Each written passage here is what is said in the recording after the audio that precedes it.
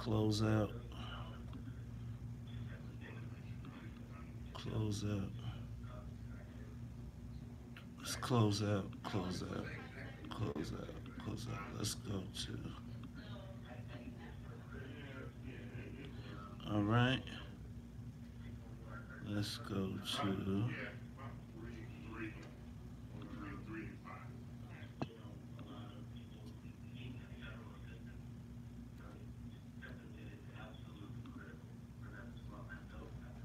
Take a moment, share the broadcast.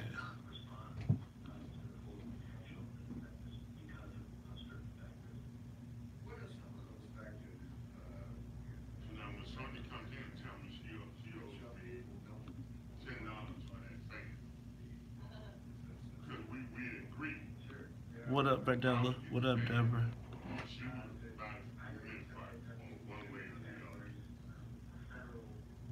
I was doing one, I did both. She was doing one, I did one. I'm telling her she don't get shit now.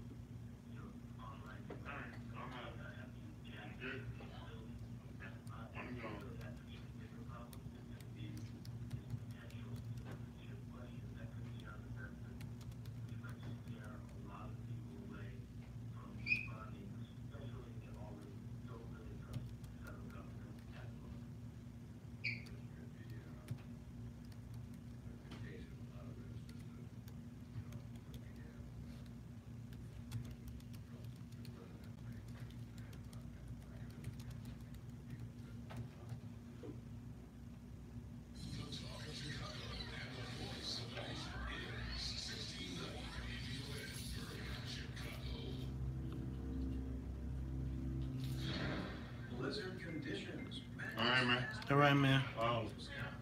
See you later. Yeah.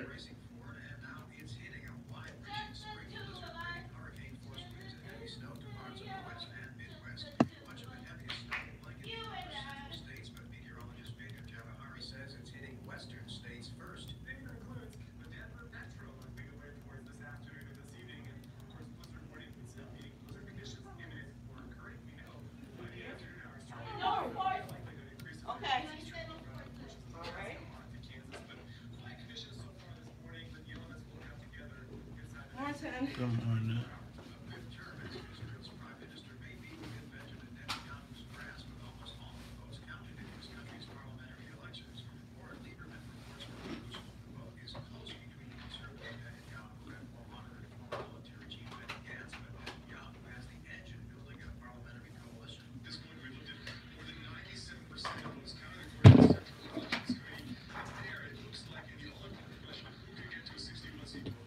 Does anybody have a quarter inch, Jack? You got a quarter inch? Sonia? Who you call? Does anybody have a quarter inch jack? A quarter-inch jack. Somebody took mine from yesterday. Oh no. I don't think so. Let's see if Sonya has one. Sonya, quarter-inch jack.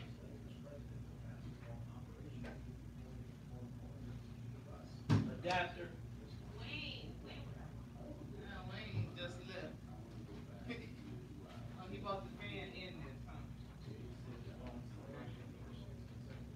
$2.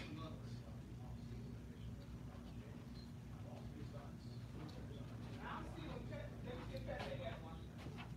Oh, you can ask him? All right, y'all. Good morning. Take a moment. Share the broadcast.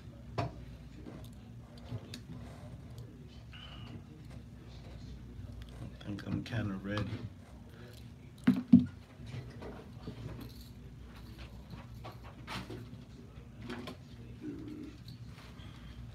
No, Pepe don't have one either.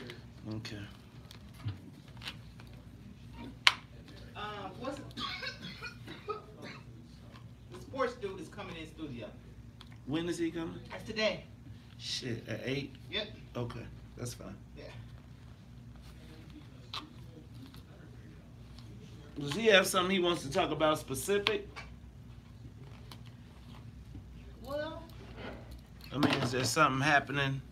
well, besides him from Chicago, and he's been this big time sportscaster, you know, when you look at the information the PR person said. Like I'm saying, is he breaking something today? Is he got anything? I don't have a problem. Let me look. I don't think he is breaking anything. I think he's just doing a tour. And he's back in Chicago. That's about all. From what I remember. Like I said, I think he started on WVON. I could be wrong. Race R.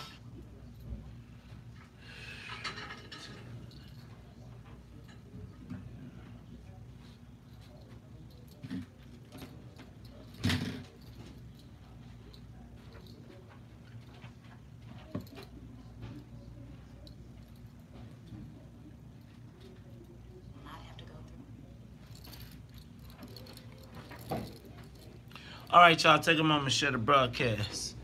JGB, you gotta holler at your man. I need to come down there and see ya. What's up? What up, Double J? What up, Clifton? What up, Katrina, Washington? All right, y'all, take a moment to share the broadcast. Mr. President, I'm gonna need you to work that volume for me over here, too. Today, see that button? That, turn it. You went up? Does she use? You went up? Turn it. Okay, turn it back down. So I'm gonna need it. I might need you a little bit later on today to help work that. You got me a 1/4 inch. Maybe not. Mr. President. Unplug that for me. What you talking about? I think I can get in it. All right.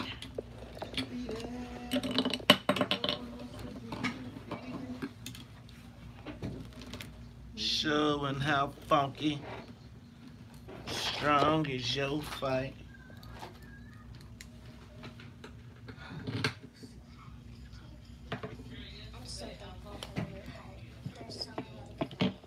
About 47 are in need of an organ transplant, and about 300 people die each year waiting. There's a point to every minute because it's 6 people. All right, y'all. Take a moment, share the broadcast. Share the broadcast and share the broadcast. Thank you to everyone who came out last night. Appreciate y'all. We got something cracking. It's gonna be on and popping. They not gonna be ready for us.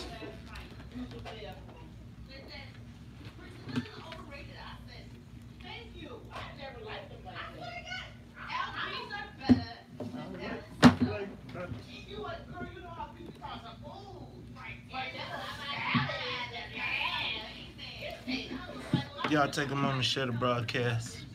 What up? Slide Townsend, what up? Chess, etc. What up? Let me see, what am I saying? What up, Dr. Darlene? Okay, we ready to go, huh? It's time. Showtime.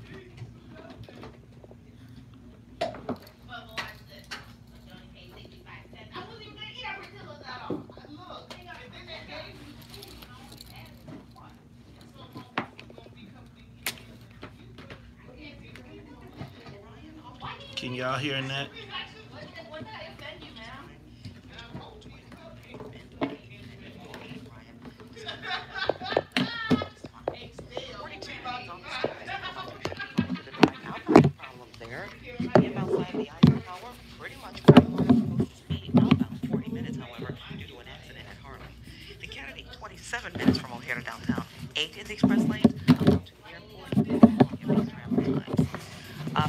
This morning, the National Weather Service said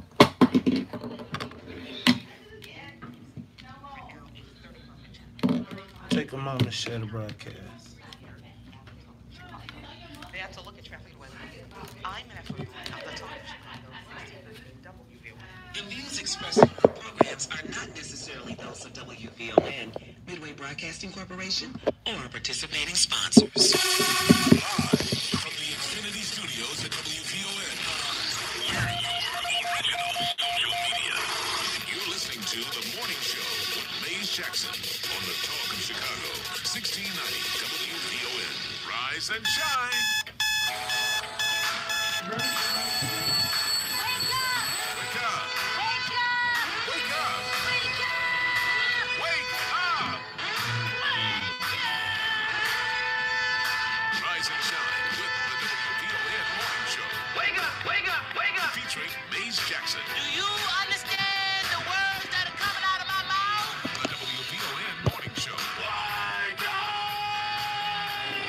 Call 773-591-1690. Wake up! Wake up, everybody, no more back thinking. Look, y'all, take a moment to share the broadcast. The world has changed so very much from what it used to be.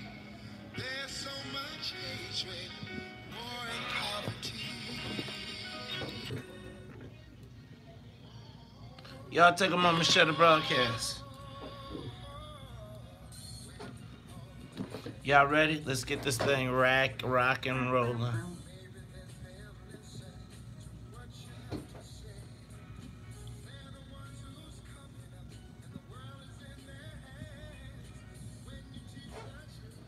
Jump the very best you can.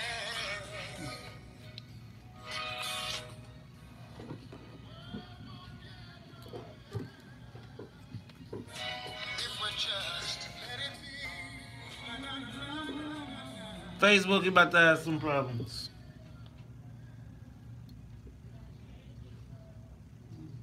Wake up, Chicago. Wake up, world. This is the WVON Morning Show. I'm your host, Maze Jackson, and sitting in with me, who will be here all the time. I keep saying sitting in with me. It is former Cook County Board President Todd Stroger. Todd, how you feeling this morning? Excellent. The sun is almost out. It's like incredible. The sun will come out this morning. This morning, you bet your bottom dollar. You know what? Let me stop. Hey, my daughter was a nanny. You know what? Well, let's do this. Let's say what's up to the WVON Morning Show team. I am your host, Maze Jackson. That voice you heard in the background is former Cook County Board President Todd Stroger. But let's do this. Let's say what's up to the rest of the WVON Morning Show team. What's up to Annette Flournoy in the newsroom? Annette, you clearly are preparing for the warm weather today. Yeah.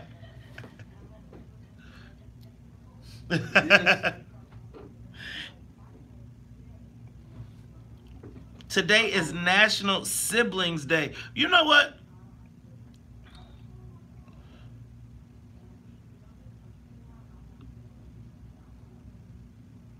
You know, are you going to post a picture?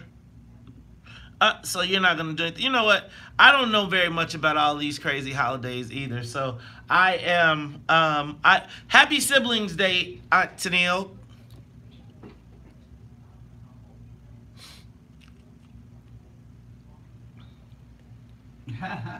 Ooh, that's great.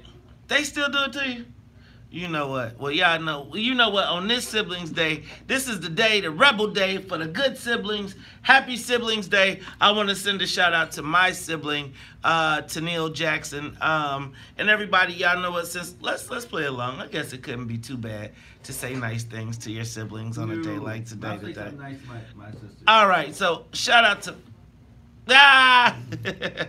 And I'll forgive you for making me play checkers with an 8-year-old, and it'll be like, this sucks. But it's all good, because you know what? That is my partner in crime. Shout out to my sister on Siblings Day.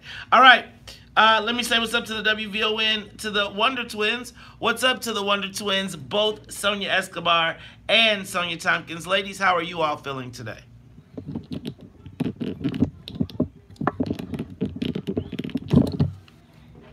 Yeah, yeah. Oh, really? You have all brothers? So, how many brothers you got? Okay. Okay. Oh, wait. Oh, okay, okay. Man.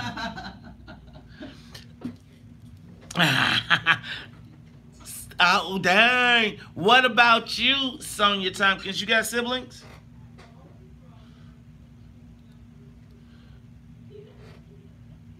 I can hear you.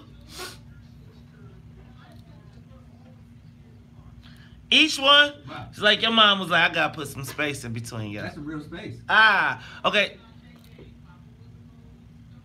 Oh, okay. So you know what? I have my sister and I are 8 years apart. Todd, you have siblings? I have an older sister, and she's probably something like 4 years older than me, I guess. She's 4 years older than you. Did she beat you up when you were coming up? She. Or was she like your I protector? would say well, she was a protector, but our phrase, I had an older brother, was, "You're not my mama." You're not my mama. But then, so let me ask y'all a question. So did you all like abuse? So were you abuser or abused in the sibling relationship? I think me and my sister were too far apart, so we weren't necessarily. She used to do stuff like go to my parents and be like, he won't play with me, and they would be like, just play with your sister, and you'd be like, you do realize I'm 16 and she's 8, right? Yeah, that's a big It's difference. like, I don't want to play with her. And it'd be like, I want to play checkers with an 8-year-old. No, thank you. And you'd be old man be like, go play with her. And you'd be like, but no. I'm the youngest, so I understand what you're saying. Okay. My older brother was only 2 years older than me, but after a while, that's 4 years in like high school terms or something. Yes. So after a while, he didn't want me hanging around. I don't want to take you. Well, let me tell y'all what. I think we all love and appreciate our siblings for their good and their bad. Let us say Happy Siblings Day to everybody. Let me just hit a couple things that are going on. I want to also take a moment and thank everyone who came out to the What's in It for the Black People meeting last night. Hey, y'all. I'm telling y'all, something is happening in Chicago. And I'm going to tell you on this, we're going to be ready for this next election. I will be daggone darned if, again, in this process, Todd, black people, we don't do better. And I'm going to tell you, we have people that are ready to be volunteer committeemen, volunteer precinct captains, as well as digital precinct captains. Man, now, Todd, I'm going to tell you, you know what, I might have to have you come teach a class on being a precinct captain. Did you ever have a precinct? Did you ever have to work a precinct? No, I never actually had a precinct. You never had a precinct? No. Ah! John Joyner going to cross you off the list. You ain't never had a in precinct. Our ward, There was every all the once in a while, precincts. we would have a class. And we actually had a booklet. Somebody I know still has one of those. Can you grab a copy of that? I can't. Is it copyrighted? No. Well, you know what? I am going to create a booklet for our precinct captain training class, and whether you want to be a digital precinct captain or a actual. Excuse me, Miss Johnson. We taking service requests and everything. There you go. Like, we are going to revitalize and revamp the entire way that politics is done. And you know what? We're going to do a little old school with a little new school. And hopefully, we're going to be in charge and we'll run the school. We want to ensure that we are not political victims anymore. I think if there's anything that I learned from the Tony Preckwinkle race is that we have to rebuild our own political operation. Right. Because we've been relying on these white folks and they can snatch the rug out from under you whenever they want. You know, I always think it's crazy. What? That the whole Democratic Party pays for the van, the voter ID system. Oh, yeah. And they all pay for it, and what they do is they have all the black guys go out and put in all the information for the whole election cycle. And then after you get everything in there and you load it all up, guess what they do? They cut you off. They cut you off, but they got all your information, and now you're trying to figure out where your voters are. Right. Look, we are going to have a complete political apparatus so that we can come into and deploy in any ward and be able to be effective. So that, you know how you saw them 19,000 votes coming out of certain wards and things like that? Yep. We're going to start putting those numbers back on the board for us. Look, it's Talk Chicago 1690 AM. When we come back, we're going to talk about this $1.6 billion TIF. I think it's going through today, Todd. Plus, They're passing a rule that says that employers got to pay for employees even if they don't show up for work. It's Talk Chicago. We'll be back. 50,000 feet. Get us in the air. All right, y'all.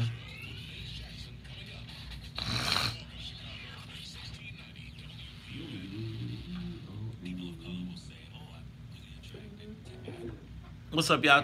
Okay, so here we go.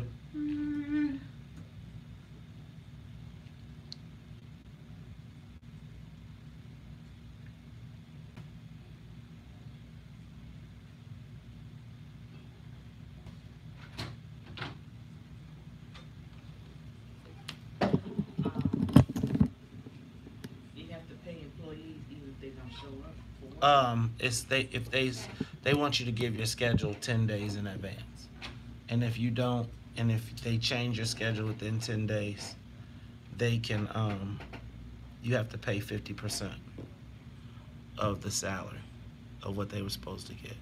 Is it certain It's occupations you're talking about? It's not certain occupations. It's like large corporations. It's a bill they're proposing. Or not a bill or ordinance. That's bullshit. Probably something like after you have so many employees, Yeah. it becomes effective. Large corporations. So if they change your schedule within, they have to give you a schedule 10 days out. And then after giving you the schedule 10 days out, if they change it, they have to pay you 50% of whatever it is that they took off. So like if you were scheduled to work 20 hours in a week and they cut it to 10, they'd have to pay you for 5. Oh. The 5 that, right? I get what you're saying.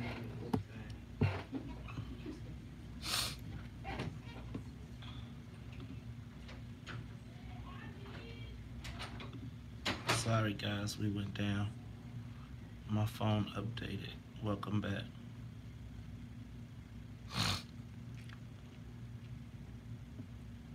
Take a moment, share the broadcast.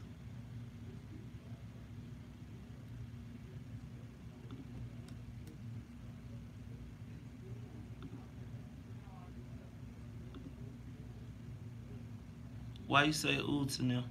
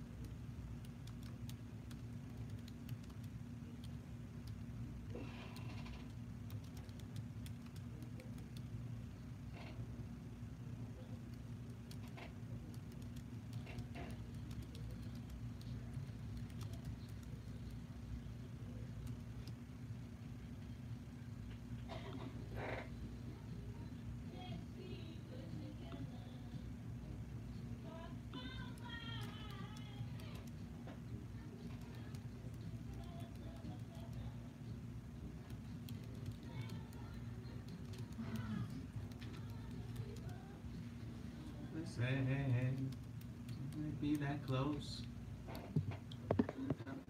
For the record, family dogs. We are family. My sisters with me. We are family. Get up everybody and sing. We are family. I got all my sisters with me. We are family. Get up everybody and sing. And we've just begun to get our share of the world's delight. From the future. You are tuned in to the Talk Chicago, 1690 AM. I'm your host, Maze Jackson. Sitting in with me is my man, Todd Stroger. Got to say what's up to the WVON Morning Show team. Let's get this thing cracking. Now, look, y'all, I got things we want to talk about. Again, I want to say what's up to everybody who came out to the What's in It for the Black People meeting last night, 2907 South Wabash. We got people that are volunteering to be volunteer committeemen, volunteer precinct captains, as well as digital precinct captains. We are really trying to rebuild we are rebuilding the What's in It for the Black People infrastructure. And I'm going to tell y'all, people are coming together. Shout out to the 10 by 10 to Win crew who has clicked up. I don't want to say clicked up, that's not the best words. That we have agreed to put a working agreement together so that we are now allied. Shout out to my man Jedediah Brown, who came out last night, who is joining What's in It for the Black People. We can't be pushing our millennials out. We got to bring them in, make sure that they are learning. Shout out to my man Keith Harris, representing the Inglewood crew, who came out. And I'm going to tell you, to all the WVON family, friends, and listeners who came out ready to make a change in our community, y'all, we are putting it together. We have representatives from all over the city and as well as the Southland. So we will be out looking for a chapter. Look for a chapter near you very soon. All right, Todd. The attack continues on Kim Fox, which is one of the reasons I'm trying to do this thing. We're doing this thing. So the attack on Kim Fox, you see, now they are blaming her for Darion Albert, for being soft on one of the Darion Albert killers. You know what that's about, right? Now they are starting to try and compromise her with black people, to make black people say, wait a minute, because you know the Darion Albert situation. Wait a minute, explain that. So, well, you know, we all got mad about the white cops and everybody standing up front and going off. But you know, when you think about Darion Albert, that was emotional. That was in my estimation. Who was Darion Albert? Darion Albert was the young man who was killed at Finger High School. Remember, I feel like he was like the kickoff to like the Chirac, the rebirth of Chirac. He was a kid who got out of school, got jumped out of school. They showed the video of him getting beat up. It was like, you know, the Finger. You know how schools have these rivalries, whatever. Yeah. So one of the kids, so 4 of the people went to jail for his killing because they were 18 or older or whatever, and they were adults. One was 14 when he was involved. He punched him. That punch was the punch that got him on the ground, and everybody jumped on him, etc. Well, he was convicted at age 14. But he was given one of those sentences where it's like, you know, when you're charged as a minor, but then they say because of that crime, once you get through being a minor, you don't get out of jail. We're going to send you to the big folks jail, and after you do all the time here, you're going to do 30 years after that. And remember, there was this big movement to stop sentencing juveniles to a life in prison for something that they did at a very, very young age. Right. Kim was at the forefront of that, if you think about it. And what wound up happening is now they are using it against her because nobody really remembers how we were talking about criminal justice reform. Now they want to find a way to compromise Kim where black people be like, she did what? So we can be mad too because they already got the white folks all riled up. See how they do that?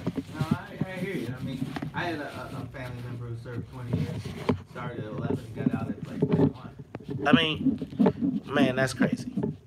Yeah, I literally just was listening to someone discuss this weekend about juveniles being sent to prison, and this was some white academic person, and they were talking about that movement and how you know, when you're a juvenile, your actions are a lot different. You don't have the same sensibilities as an adult, and they were, you know, that's just the way it should be. They should be looked at differently. They are reshaping. They are using Kim Fox to single-handedly take a whack at all the criminal justice reform that we have been asking for. So all the things we've been asking. John Cass wrote an article today too. Man, did you see John? And John Cass said exactly what I told you white folks was gonna say. Yeah. Right? And then did you see the picture? And in the picture, There's a picture, I gotta go back. There's a picture, and it's got people, and I told you, a picture's worth 1,000 words. Yes, it is. And what I was trying to help everybody understand is the people that think they were doing the thing to help Kim really became the poster child for like all the white rage of black. They did multi-generational white rage. Right? And it's all contained in one picture. Did you see? He went through and he described everybody, and I said, I told y'all that was how these white people was gonna take that press conference. Y'all, we gotta be more strategic, but that's why you gotta join What's in it for the Black people. All right. But let me tell you, I also want to say to that. Hire somebody with some horse sense. Yes. You know, I also want to say 3 things that don't do well together. Negroes, TV, and cash. It is a toxic mix. Negroes, TV, and cash, and it never works out for the black people. I was just watching those black folks that were on the TV yesterday going off about Kim Fox. Oh, I didn't see that. Oh, yeah. And it was like, you know how you be like, okay. Yeah. They like TV. You know why you were standing up there. Yes. And it's not because you care. Right. And it's like, it was kind of like one of those things, and I don't want to denigrate the family, but it's like that was family business. If you had something to say to Kim, you call it. You don't go to Channel 7. Right. You don't let them send Chuck Gowdy to you so you can put the sister on blast. See, we got. My wife says that all the time. Why would you talk to that man? You, especially if you're like emotional or something. Why are you talking to him? What is he gonna do for you? Negroes, TVs, and cash. Yeah. Negroes, TVs, and cash. Toxic mix. All right. City Council. Yes, I went down to City Council yesterday. It's pretty cool to go down to City Council now. I gotta. They talk to me a little differently. They think about me a little differently now. It's pretty interesting. It's pretty interesting to see like the white guys who did all that negative stuff against you, and now they're like, aha. It's good to be black and proud these days. They tried to beat the black out you, and when they don't do it, and you get to smile. Yeah, they gotta come back to you. They gotta come say hello. So yesterday was a committee though. Yesterday was. Today is the full committee. Today, well, finance is this morning, so they're gonna pass that Lincoln Yards TIF. We're gonna talk about that too. This Lincoln Yards TIF and what does it mean for us. Look, it's Talk Chicago 1690. We gotta go to traffic, news, and the weather. But when we come back, we're going to take your calls as well as ask the social media question of the day. I'm your host, Maze Jackson. Ty Stroger will be back.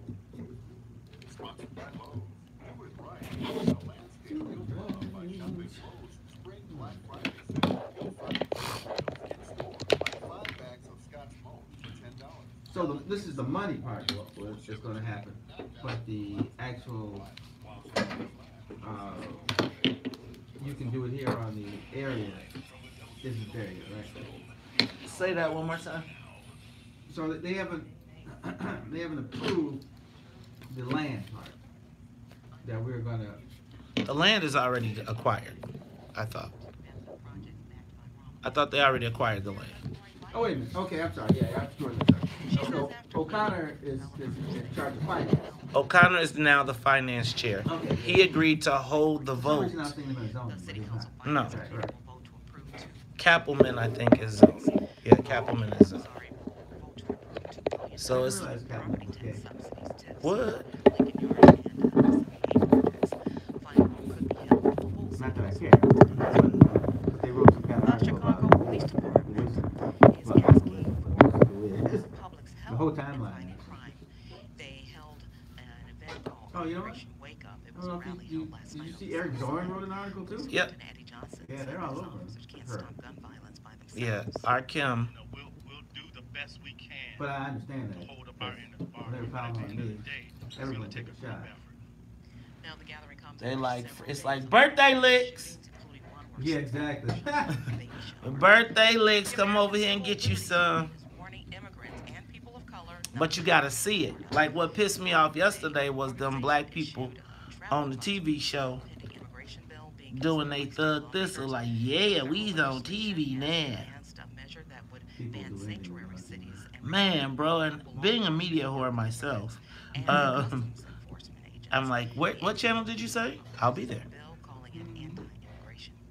They have to look at our news now on 1690 WVON.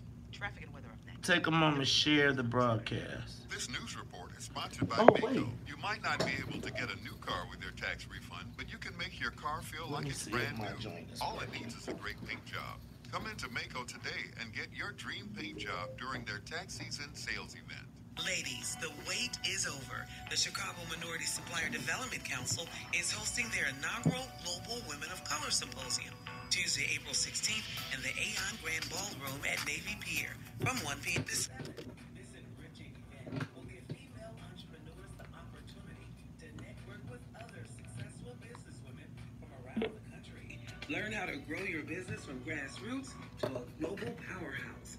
Learn about exporting, product patents, and All right, y'all, take a moment, share the broadcast. I think I could be back to natural business instead of craziness.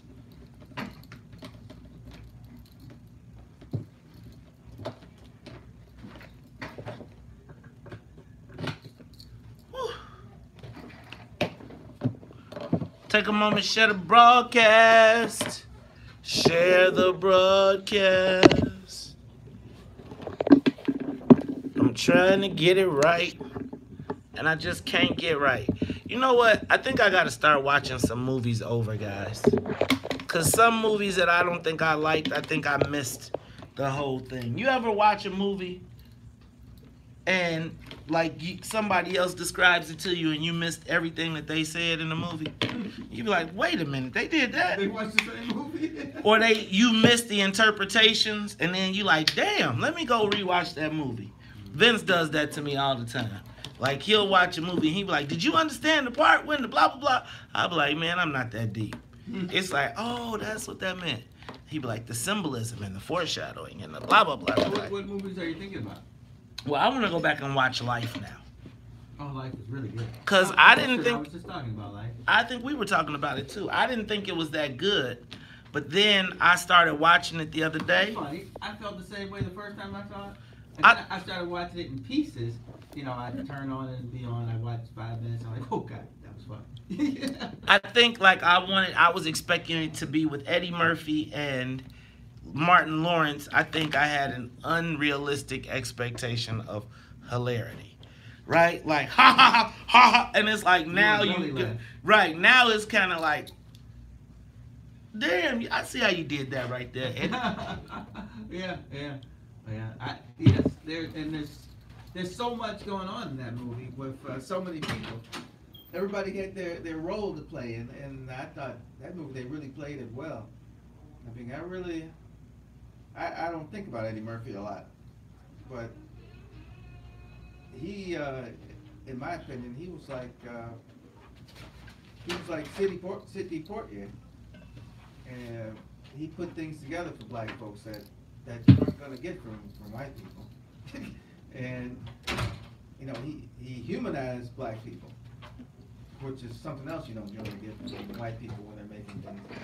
We are not the center, or sometimes even close to being anywhere near the universe. We're out some faint star. So yeah, life was good.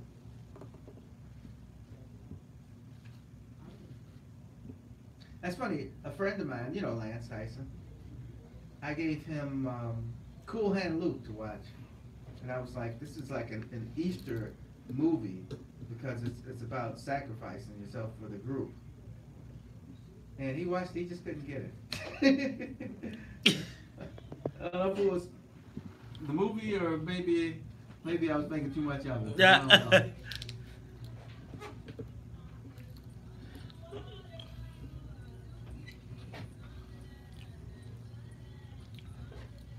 Never see, never. Ooh, wanna wake. Wanna work. Work, dirt. Work. Na. Na.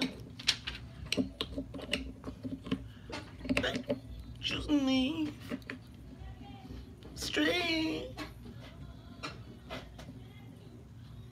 Don't ever get you.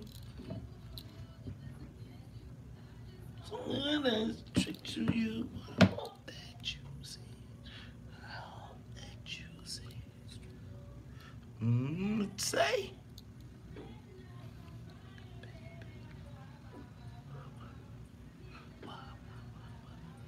You are tuned in to the Talk Chicago 1690 AM. I'm your host, Maze Jackson. Hey, y'all, I'm going to go take this call real quick. Guys, I have to tell you, that song, when my sister, not my sister, my daughter Claire, and I were in the car, and Claire is 15.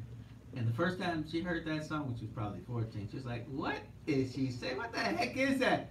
But like you were talking about movies, it didn't take, a couple of weeks before she's singing. Why? Let me hear you do it. Why? You know what? I love that song. Let's go to the phone lines. We got the old school. We got the dry bones represented on the phone. Brother Hall, give us, what's up, man? How you feeling this morning? Oh, I'm feeling well, man. Thank you so much for asking. Maze, I need you to give me a couple of minutes now, brother. I don't understand that. Hey, you got to do it in a minute and a half because I got to get my question out. I'm on my way. Yeah, we're talking about reinventing the wheel. No, the wheel can stay the same. Let me just give you a little history. Let's go back to John Strozer Sr. John Strozer was labeled as the old machine. John Strozer dealt with goods and services and created the precinct apparatus throughout the 8th Ward. Goods and services, the 8th Ward was taken care of. Even if you did it right, you got a job out of it. See, that's what works. Unions are machines. Eugene Sawyer, another example, Claude Holman. I could go on and on and on. When I come to Chicago as a precinct captain, brother, I'm telling you, I know it works. Now, if in fact that what you're doing now, and you put this together, that will be a good idea, brother. And let me just tell you this. I can no longer at my age now become a precinct captain. But what I can do is if you invite us down, we can show you the method of winning in terms of the precinct apparatus. Well, we definitely want, let me tell you what, this is not a big eye little you. This is a all call. We need all the expertise. We need everybody. So, Brother Hall, we will reach out to you. I will reach out to you for the next meeting. But also, we are going to be having classes, right? We are going to be having classes where we teach people, and they're going to have the different tactics and strategies. So we'll definitely make sure you're involved in that as well. Thank you, Brother Hall, for your insight. We appreciate you. All right, check this out. Social media question of the day. So, y'all, growing up, I remember stopping at the local Burger King where I worked to copy down my work schedule. Did anybody remember that? Like when you got your first job, and I might be dating myself, but they used to put the schedule on the wall, and you knew on Thursdays. You knew on Thursday to go to the Burger King, and you would look on the wall, and it would tell you Monday, Tuesday, Wednesday, Thursday, Friday, Saturday for the next week what you would be working. And I would look at that and know kind of how I was going to plan my week, because I was like, ooh, at $3.15 an hour times 5 hours, that means I'm going to make a whole $15 and something cents. And you forgot about taxes. And all right, and then I forgot about the taxes. But I was able to plan based on the schedule. Well, now, I also remember then becoming an employee. Let me back up, because, remember, you ever work at the job, you fill out your schedule, you make a big plan, and then they got you working during lunch rush, it's a little slow, and they say, who wants to go home? And you raise your hand and say, oh, me, I want to go home. And then so you leave home early, you know what I'm saying, you get your kick it on, and then when your paycheck comes, you be like, dang. There's a correlation between leaving early and how much you get paid. You're getting money. But the manager would tell you got to leave because it wasn't busy enough to keep your staff, right? Right. And so then I remember becoming an employer with paid employees, and I remember you know how when you were a worker and you could find a way to chill out and not do no work, and you be all good with it. But when I became an employee, I'd be like, man, every minute you ain't working is a minute I'm paying for that I don't get nothing. I got to find something for you to do. You got time to lean, you got time to clean. Or if I recognize that my business wasn't up to what I scheduled, I would call people and say, you don't need to come to work today. And people usually would be like, yes, unless they had a bill to pay. Yes. Then they be like, I need my hours. Could you? And then they be flipping around, tripping, trying to change it. Well, this economy nowadays has changed, and a lot of people aren't. Those were starter jobs, oftentimes. But now, Todd, it seems like what used to be starter jobs are full-time jobs for people. And so now, did you know that there is an ordinance in City Council that proposes that large companies pay their employees in the event that, so they want you to schedule them 10 days out, and if you change their schedule or cut their hours, you have to pay 50% of what they would have made. That sounds pretty radical. That sounds extremely radical. But, so the social media question of the day is, should employers have to pay employees for changing their work schedules? Now, I'm going to say, having been an employee, that sounds like a great idea. Having been an employer, that sounds like a dumb idea. And it seems like it's going to encourage me to find robots. But that's just me. Good point. Because, now remember your fight for 15. Remember, McDonald's, $15 an hour. A cashier can't make a living making $15 an hour at McDonald's. So guess what? McDonald's said, well, let me just show you how we can eliminate the cashier. You know how you go into those McDonald's, they got them big old kiosks where you push the button and it don't talk back? Right. It'd be like, Big Mac, thank you. French fries, thank you. Coke, thank you. Tell me now, do you believe, give us a call, y'all. 312-374-8130. Should employers have to pay employees for changing their schedule? Now, they're saying again, employers have to give you 10 days notice of your schedule in advance. If they change your schedule or cut your hours, they then will be required to pay 50% of that. So say you were scheduled for 10 hours, or let me back up. Say you were scheduled for 40 hours, and they cut you to 20. They would have to pay you an additional 10 to make up for the time that they cut. Now, I'm just going to say that sounds like a great idea until you got to pay it. Because essentially the reason that people cut your hours is because it's the work that they need to get done is not there. So the profit, see, I feel like one of the things that's happening in this world right now with all of these Alexandria Ocasio-Cortezes and you socialists and all this, is there is a fundamental disconnect between how money is made and how it is distributed. Right? They just think that because there is $1 billion made, no one figures the cost. No one figures the cost of what it costs to do business. You know, I used to have employees, Todd, that I paid $10, $15 an hour, but I had like, at one point, almost 100 and some employees. Man, you had a hell of a business. Yeah, we did. We had almost 100 and some employees. That's a lot of people. And in having that business, I remember my employees being mad because they felt like I should do more for them. Not realizing that I was going into debt paying them because the state was paying me at 120 days. Right. So, yeah, I had a car, but the car note was late.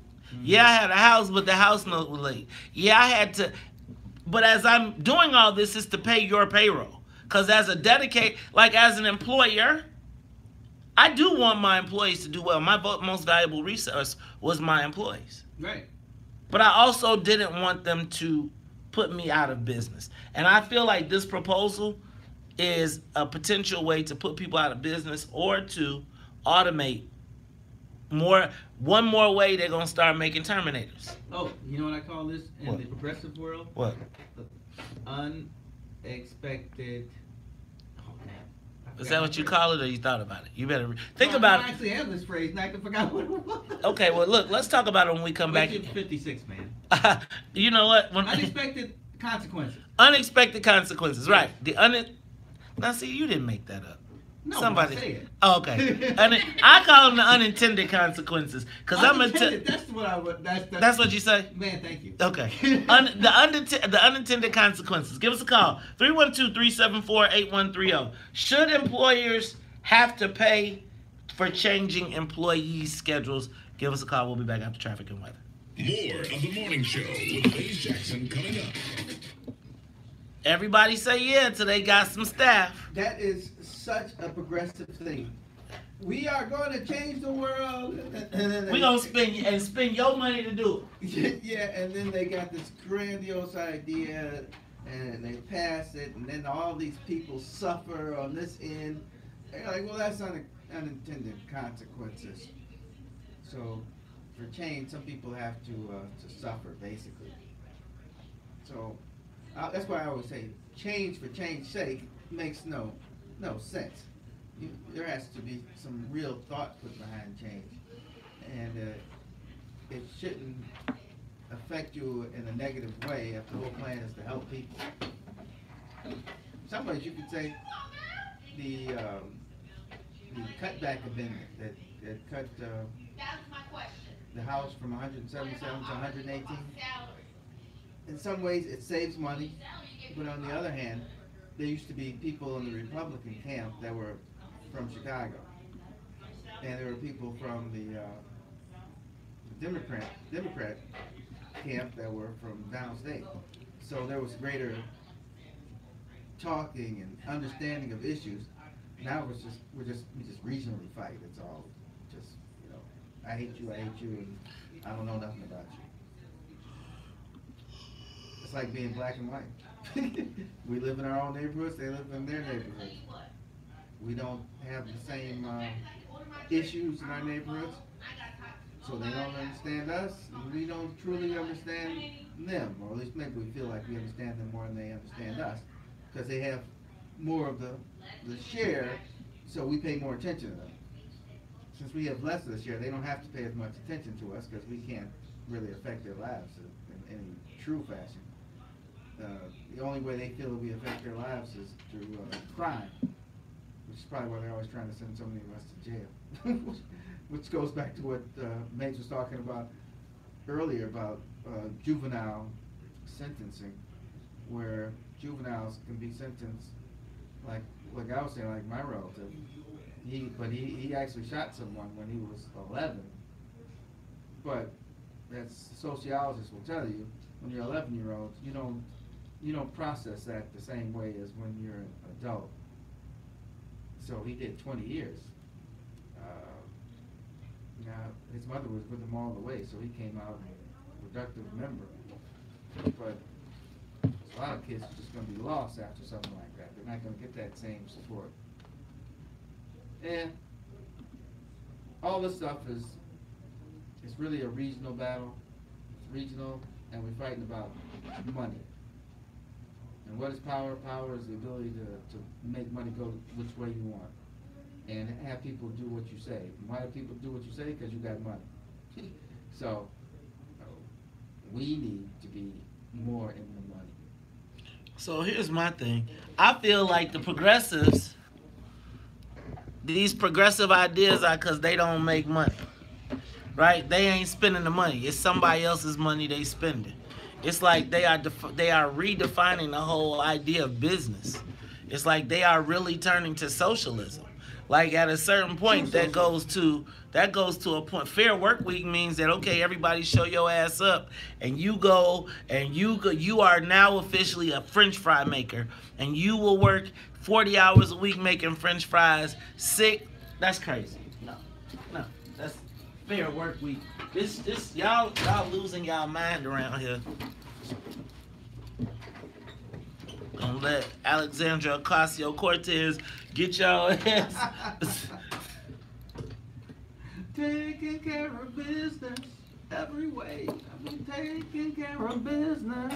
You don't mind taking care of business and working overtime.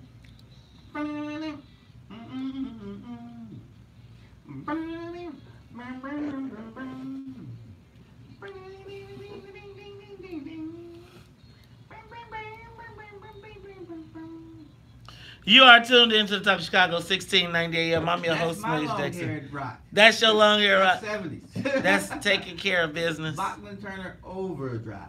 Who? Bachman Turner Overdrive. And they call themselves Overdrive because they didn't want to be thought of like Seals and Croft and Who? What? Who? Holy moly. Did Jay-Z have a remix to any of those songs? Actually, you know Seals and Croft. Why? Because the Isley Brothers sing one of their songs, Summer Breeze. No, I know the Isley Brothers. Makes me feel fine. So look, y'all, this gonna be a singing show before it's over. We're gonna do the karaoke. You know what?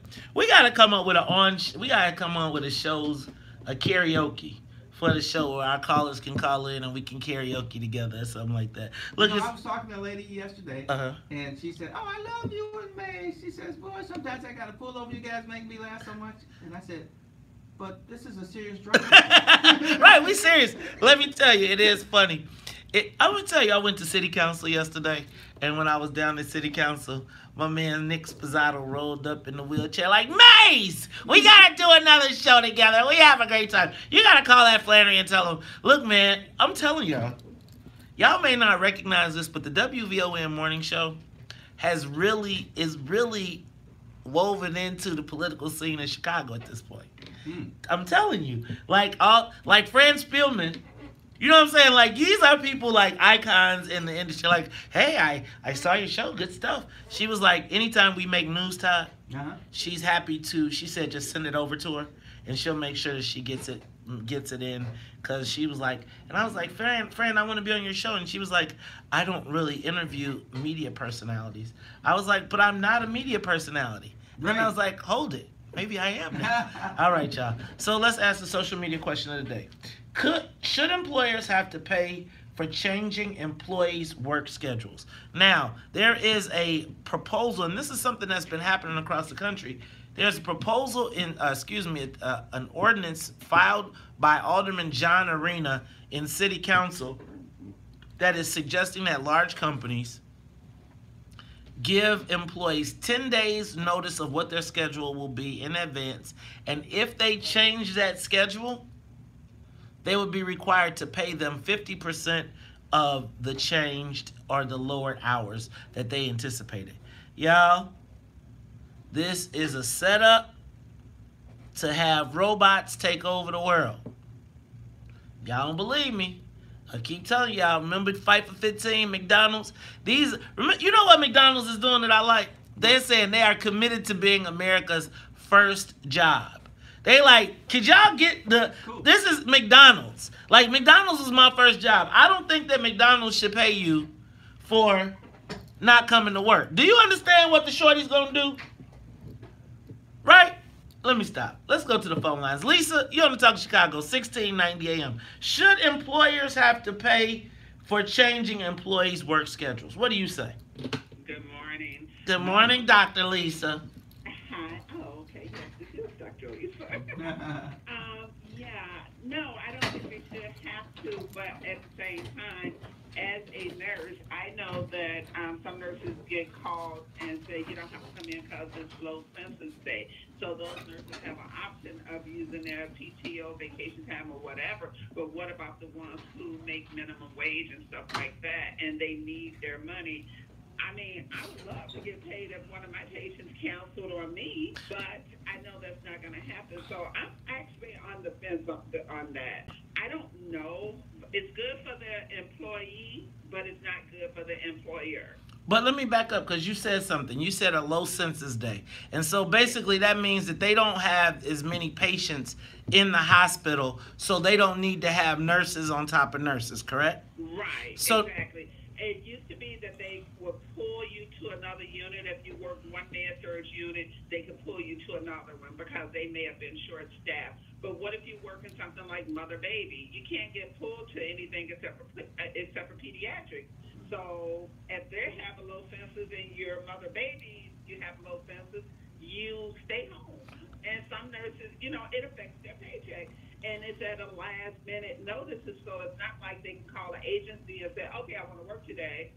So, but that's nursing. There are other fields out there, other professions out there that they don't have the liberty of calling and making up that money. And I think the challenge becomes there, and Lisa, thank you for your point.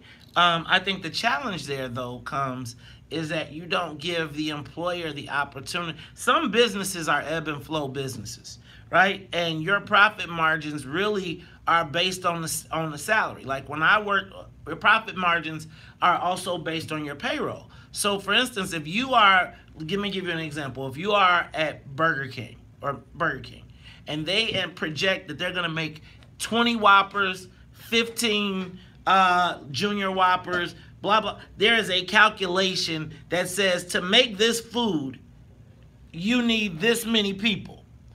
If you don't make this much food, you can't pay this many people. So essentially, if you're forcing companies to pay 50%, you are essentially cutting into their ability to manage the ebb and flow of their workplace. And so I'm going to tell you, they're going to figure out a way around it.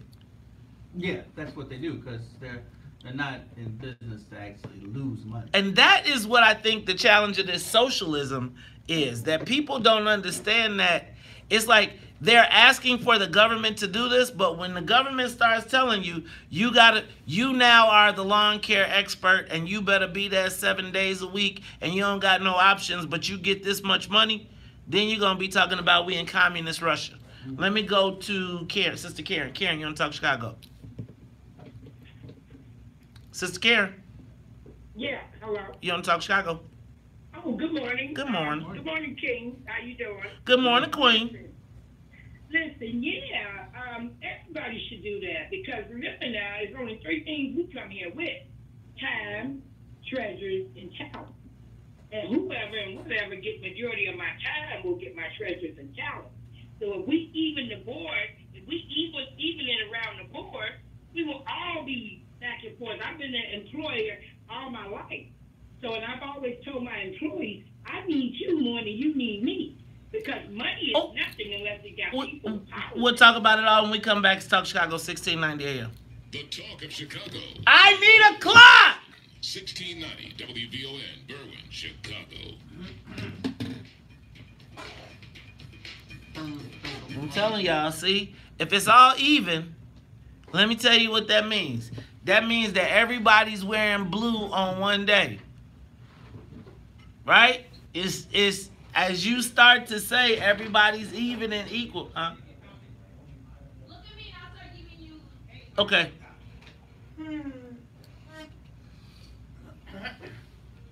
So do you want somebody to say that you are even forever? What's the matter, Todd? You look confused. What? No, I think it's the allergy season that's affecting me. I'm getting a little congested. It's a bad allergy season. Is it a bad allergy season? Yeah. Even in I passed a few things down to my children. Oh. Bad eyesight, allergy problems, eczema. They probably don't want you to know too much about it. They already told too much. Yeah. So you get a little congestion here. Allegra D. Actually, I can probably just take a Allegra. I don't need the D part. That's when the feds start coming looking for you.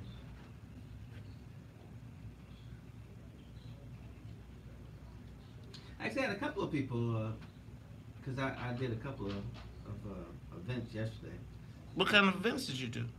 I was I did some district stuff. So I was at the 6th District Business Meeting and went to a CAPS meeting.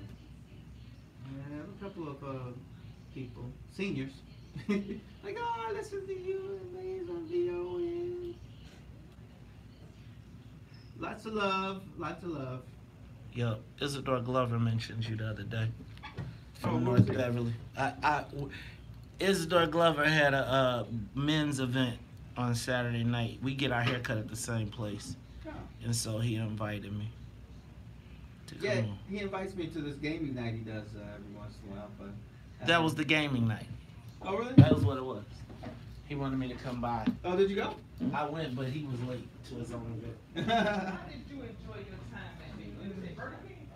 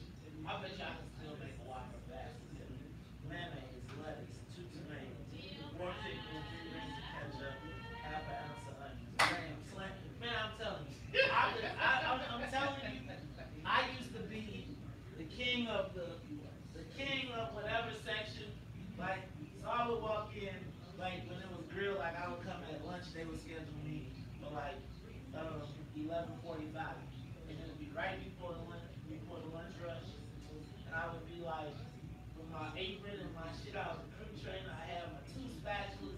I would be like, I'm ready. And then I'd be like, I could handle the burger grill and I could do the 10-to-1 and the 4-to-1. Right?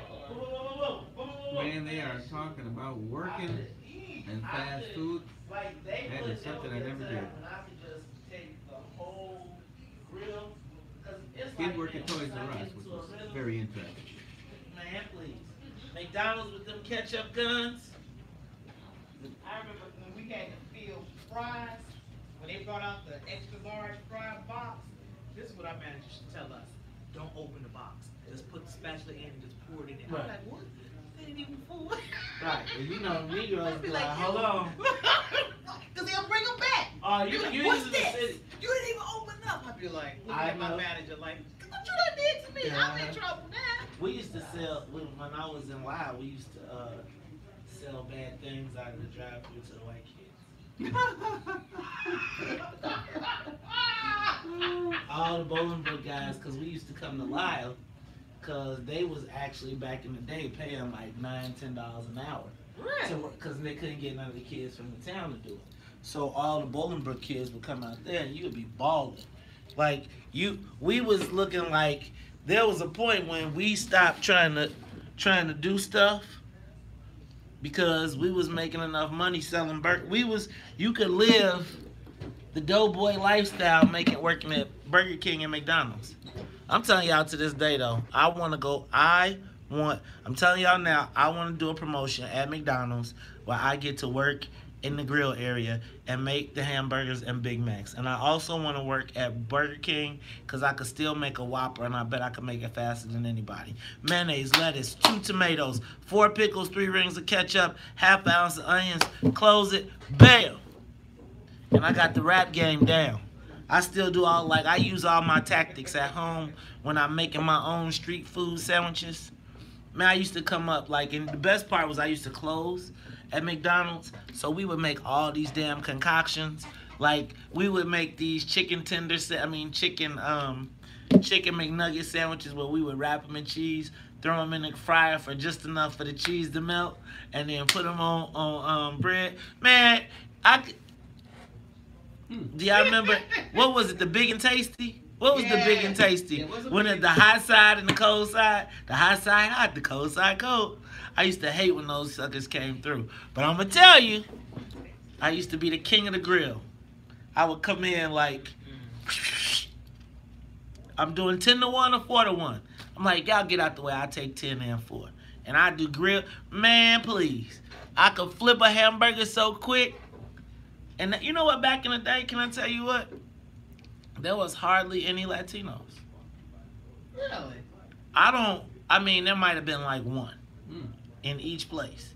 And I mean... You're right, because I never really saw my face in my neighborhood. That's all I ever saw. I really never seen anything outside. It's all, every place I've worked at in my neighborhood was me. And they look like me. You know, it's probably the same for the Latinos in their neighborhood too. Shit, it's Latinos working at McDonald's and right here. Doing it now. They here now. They everywhere. Yeah, I go to the McDonald's on 28th and King Drive and in the heart of Bronzeville. Well, what used to be. Yeah. Baysville. Hey!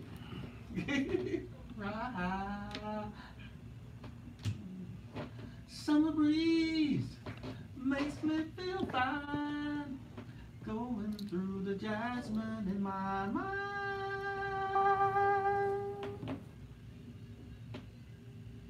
Summer breeze makes me feel fine, going through the jasmine in my mind.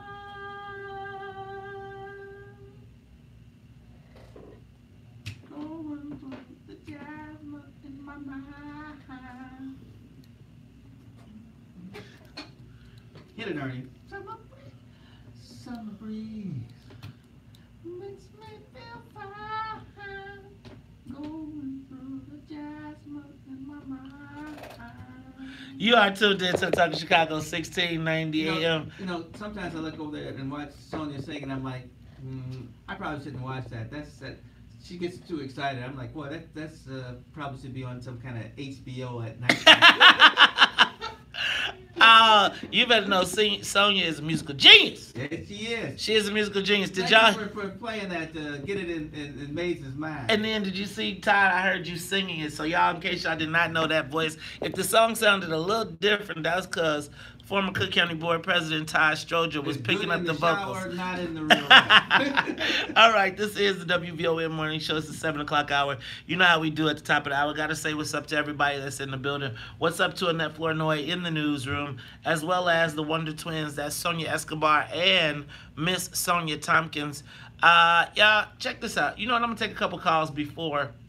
I'm going to take a couple calls, and then we are going to go on to our 7 o'clock, which is about this, guys. In just a few hours, the city of Chicago is poised to give $1.6 billion to two major developers, Sterling Bay and Related Midwest, in an effort to build two new cities within the city of Chicago. Now, I still want to know what's in it for the black people.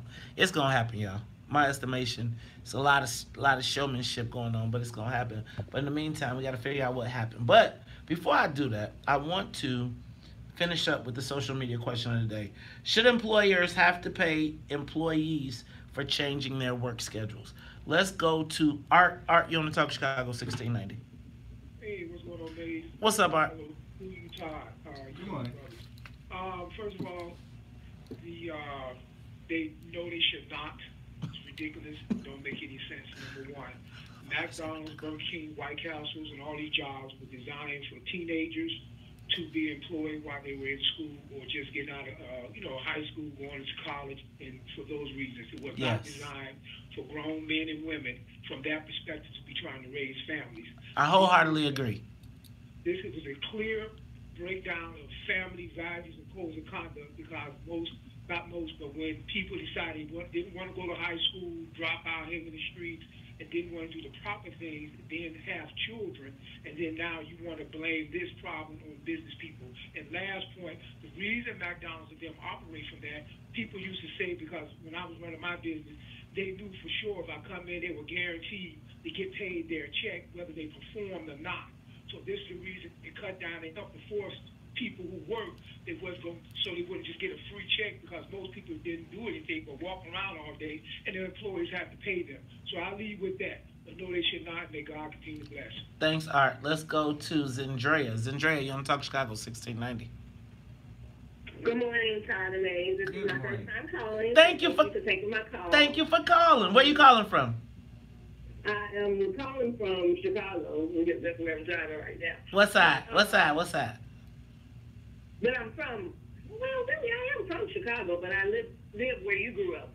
Bolingbrook? That way, in Romeoville. Oh, be careful.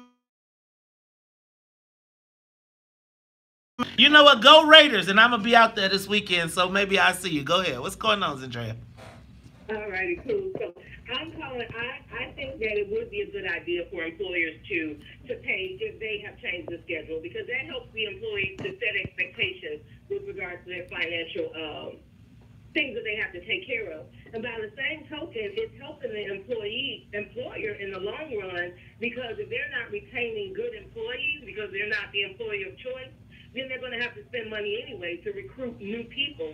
So you may as well chop up the 50% ahead of choice. You may as well take care of them while they're taking care of you.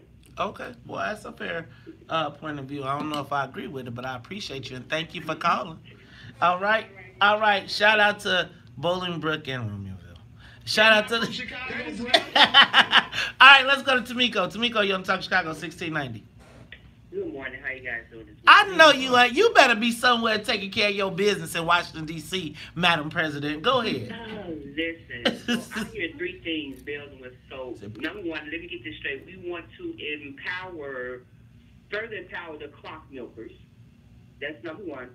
Number two, who was the driving force behind that ordinance? We have to watch those people, too. So, I'm a kind of advocacy organization. And number three, 2 words. Temp agencies. I see temp agencies being empowered and put in place more and more, so the turnover rate would mean nothing to the employer. You better watch it. Oh wait, that's a. You know what? I didn't even think about that because that would further empower the employment agencies who would then serve as the shield. Dang, very good point. Thank you, Tamiko. We appreciate you. And get to work in D.C., man.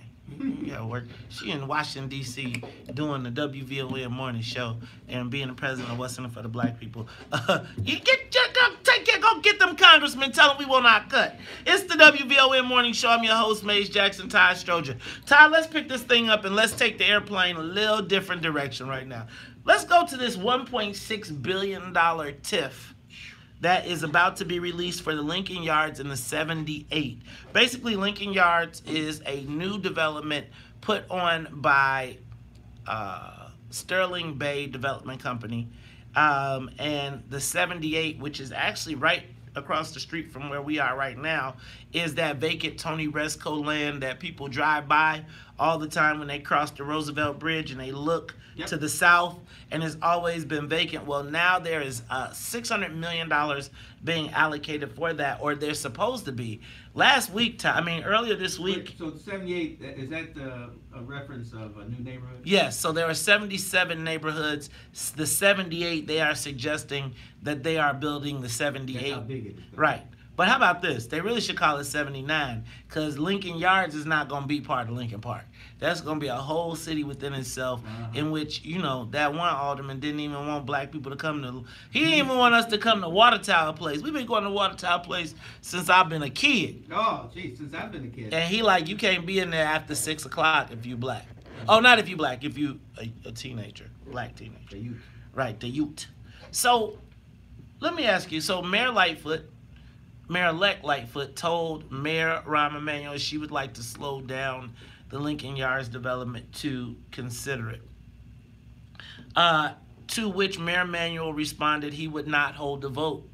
And then he told current finance chairman Pat O'Connor, who will be leaving the city council because he lost. Right. That's the one Carol Marin called our daddy, the city council's daddy.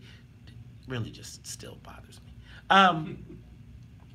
Carol Marine's not my favorite. Carol Marine. So can I tell you what? I used to have like the biggest. Okay, yes. Puppy love. Like Carol Marine, I used to be like when it was remember when Carol Marine and Ron Majors used to be on the channel? Oh, that was good stuff. Man, I used to be like that Carol Marine, and then I was like, why are you so mad all the time? Exactly. Like, what you mad at, sis? You got all the big contracts. You are a media icon. What you got to be mad? Like, do you like that? But anyway. Stepping on people. Right, squashing people. So, Todd, you know what? This Lincoln Yards development, I think it's going to happen. Even though Mayor-elect Lightfoot said she didn't, I think it was a bunch of theatrics. What do you think? I think, because you know what? It's a lot of people leaving. Yes. And when you're leaving, you be like, man, I don't care. Let me cut this deal so I could. Oh, y'all don't want me to do it? Well, that's exactly why I'm going to pass it. And I'm telling y'all, I think that. But do you think Mayor Emanuel is going to get his first? Do you think the aldermen will defy Mayor Emanuel today? And if they do, will it be a slap in the face of Mayor Emanuel and Lori Lightfoot? Let's talk about it when we come back after traffic and the weather. More of the morning show with Maze Jackson coming up on the talk.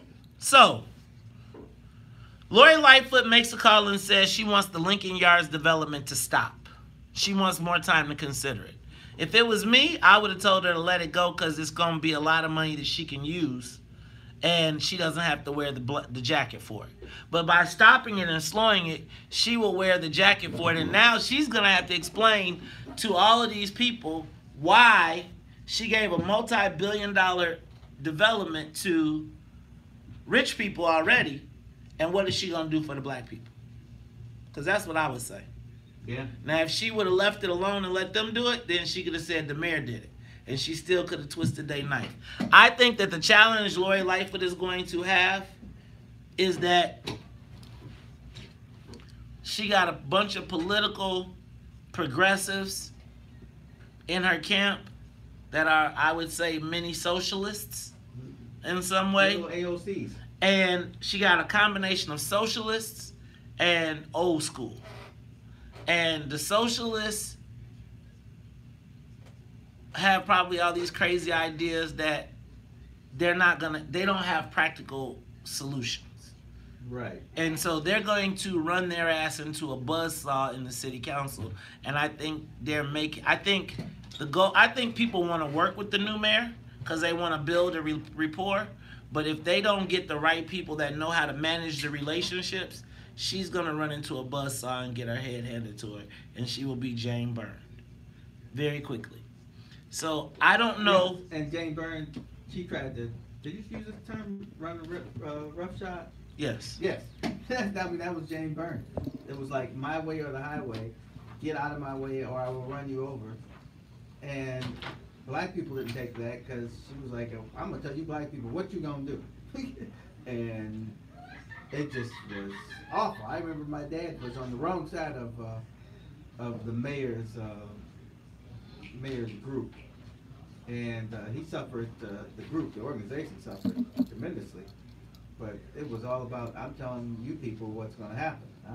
I'm going to put who I want on the school board. We're going to keep you out. I don't know if Maze remembers, but Chicago Fest. You ever remember Chicago Fest? I remember the boycott. Yes, the boycott of Chicago Fest. I mean, that was like the start of black people saying, well, we ain't taking it. At least not from you. Now, we figured we were through with this kind of dictatorship. And yeah, I don't think Lightfoot is going to have that kind of reaction. I think she's probably smart enough to see the trap and doesn't want to get stuck in it. And she is going to have to be, I don't know a lot about her, but just watching her, I think she's a careful person. And she will not just run in and try to make enemies.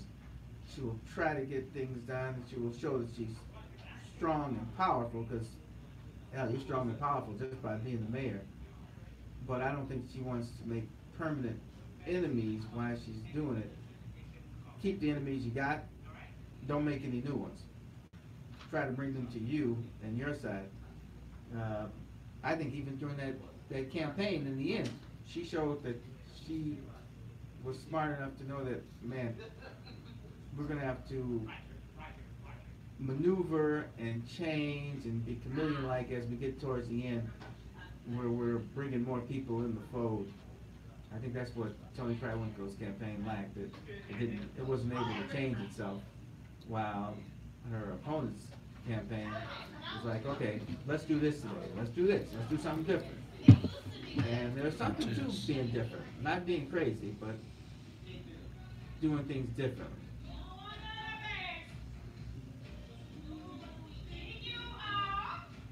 I don't know that song, but I'll close the door. Are you guys? I get it.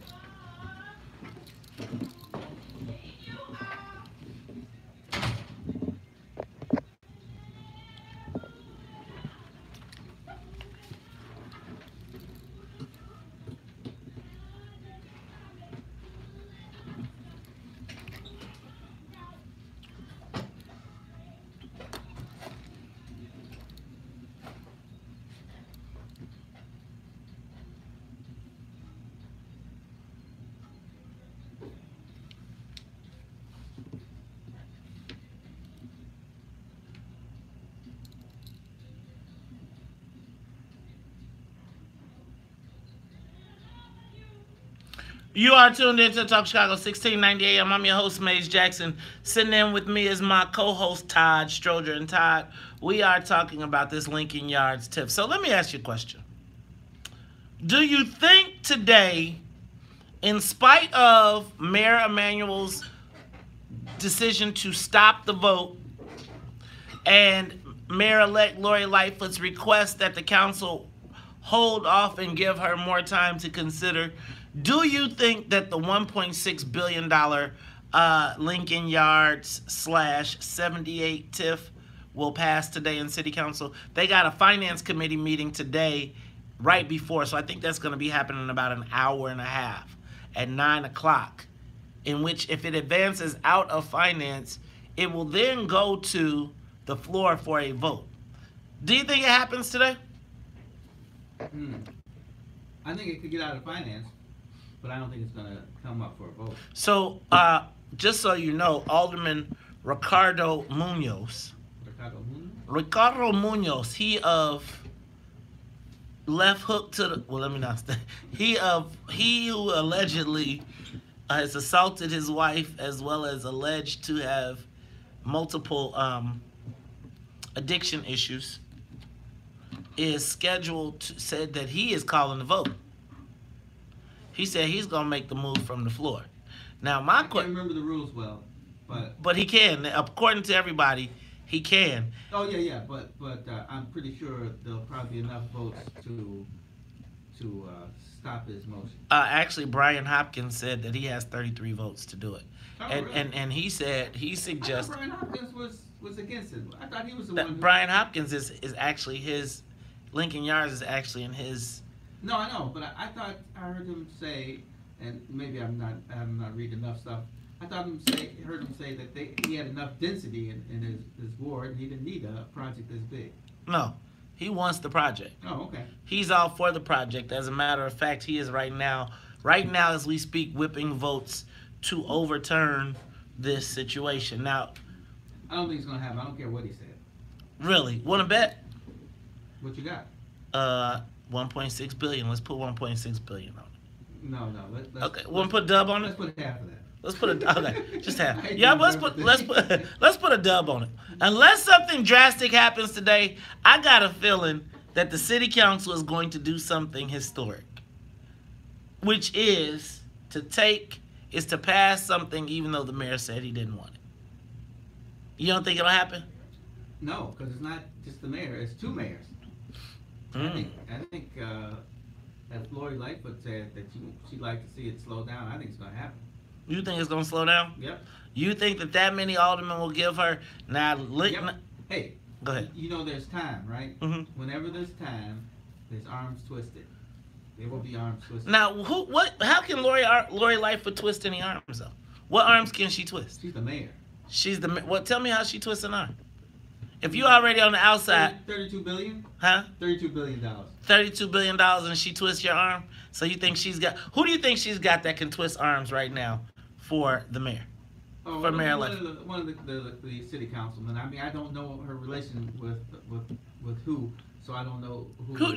I mean, but do you really like? Who do you think Lori Lightfoot has that she could go to in city council right now and be like, "I need you to go convince all of these aldermen." Did you see Anthony Bill said it's going? Bill was in the paper. Bill said, "Oh, no, I don't care what y'all say. It's going." So I'm telling you, there is a move afoot for the strong council to put its foot down. And well, this would be a sign. That's a good point. So I'm saying like this. So think about right now, and I just want y'all to pay attention to all the people that are on Lori Lightfoot's side right now.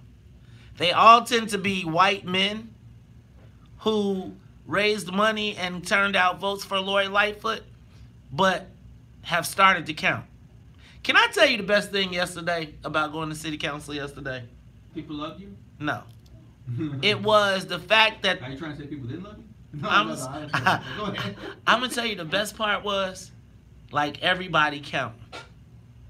Like, when the white guys recognized that even when you counting, like, white is not a number. You know what I'm saying? Right. So it was like, you know how you used to rule in the roost and you got to feel, like, I'm just telling you, the black aldermen yesterday, they was not walking around humbly. Let me just put it that way. You know when you in the catbird seat and the white guys are like, hold it. Guys, someone taught them to count. I'm telling you, the white guys was looking like. So I'm just thinking, like, who does Lori Lightfoot have that can go and walk into the black caucus and say, the mayor says you all are not to vote for this, or she is going to exact retribution. I mean, does Scott Waxback walk in and say that? No, but yeah, Fox News is I told you this was going. What'd they say? Fox News is reporting, according to one of my aldermanic sources, Fox News is reporting that the mayor-elect Lori Lightfoot has looked it over and is now approving the vote. I told you it was going to happen. I told you it was gonna happen. And I told you it wasn't gonna happen without her saying yes. Okay, so we'll call that a We're daytime. both Okay, but I'm just telling y'all. See, here's the thing. The fact of the matter is, Sterling Bay is going to put up $1 billion in advance to do infrastructure, to do all of these things. Now, that's a lot of money. But you know, if a white boy is putting up $1 billion, they about to make $1 trillion. Yeah. Right? Now, here's the other part, though. What I want to understand is, how does that work for black people? Like, what do we get? So I cannot wait to ask Mayor-elect, what does Mayor-elect Lori Lightfoot suggest makes this? Because she talked about the South and West Sides a lot. Yeah.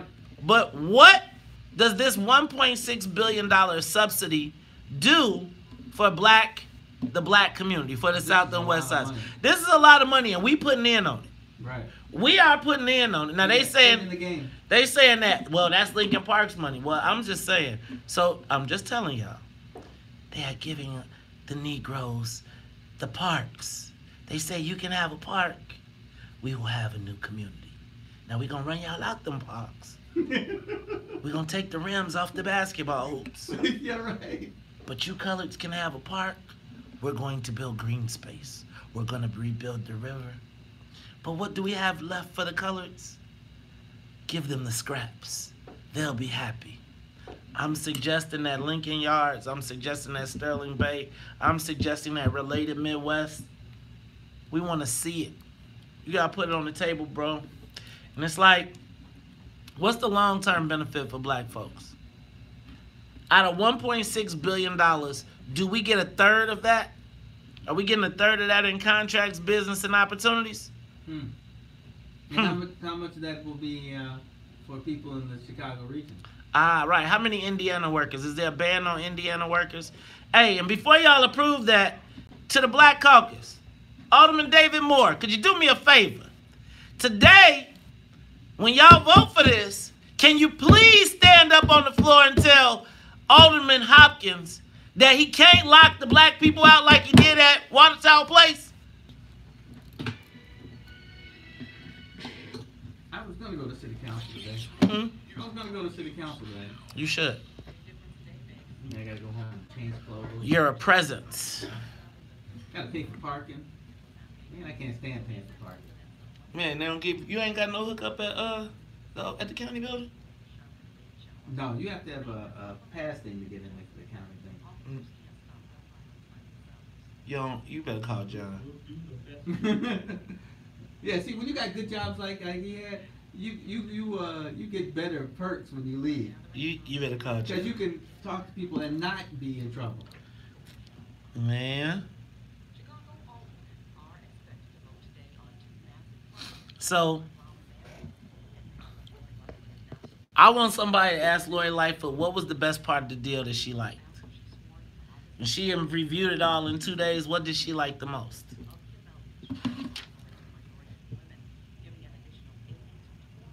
Hey, y'all. What was dope? What was dope yesterday was Alderman Moore was at the zoning meeting. Yeah, like, he was like, Portillo's, where's Portillo's? How come it ain't one in the black neighborhood? Y'all want us to approve this zoning? We don't need that stuff. Man, I love Portillo's, so. Man, so y'all know, I'm like a Portillo's original. I was eating Portillo's before y'all even knew what Portillo's was. Because when I moved to Bolingbrook, we had a Portillo's. I watched it go to 3 different places. But it's like now the Portillo's as corporate, it's not the same. It's like they don't put the extra care into the burgers. They got just a little thinner. It's like, I feel like they went to a national supplier instead of a local source supplier. And now that they've gone to the national supplier, they tried to match what they had, but they didn't match it. I don't know if they can create it in such bulk that they can put the care in it. I just feel like Portillo's has gone down significantly in quality since they started opening up locations. When they came to the city, it was like, it was a churn. And I was just like, and when he sold it, I was just like, oh yeah, we're done. So, yes, you all are eating it's always as good as what the original. I go with that. Portillo's is a shadow of its former self. Go ahead, Todd. You're back. But hey, man, I'm glad David Moore asked that question, though. David Moore will get it in. David Moore will put on the show for your ass.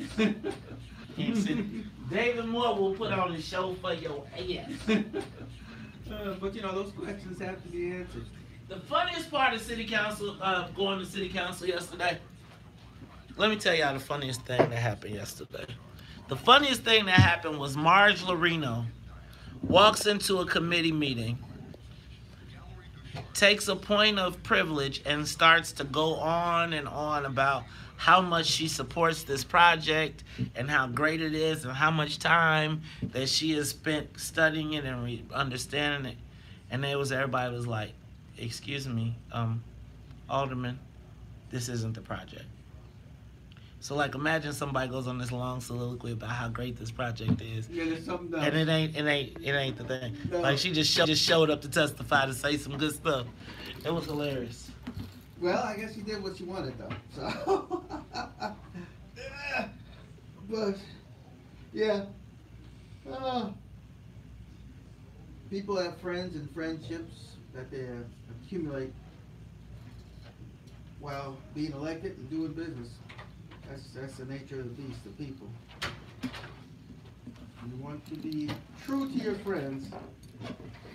What about your friends? Well, yeah, I mean, I feel like I said this yesterday. Stony Island has 60,000 cars. Okay, so what? 60,000 cars. Okay, so what? You've been eating Portillo's since the 90s. I've been eating Portillo's since 1979. You ready? You better stop it. Talk about what I'm talking about. You better go take care of them. Go lobby Congresswoman. What up, Antonio? I want to make my own black version of Portillo's. I used to say that. Like a black... No, I think that's our whole problem right there. We don't have black franchises or things of that nature that we start in our neighborhood. They're successful. We move them out like Harold's. I mean, that's basically the footprint. But the Arabs, excuse me. I mean, Doc's was such a great thing. I'm not quite sure what happened to that. Overexpansion. Overexpansion.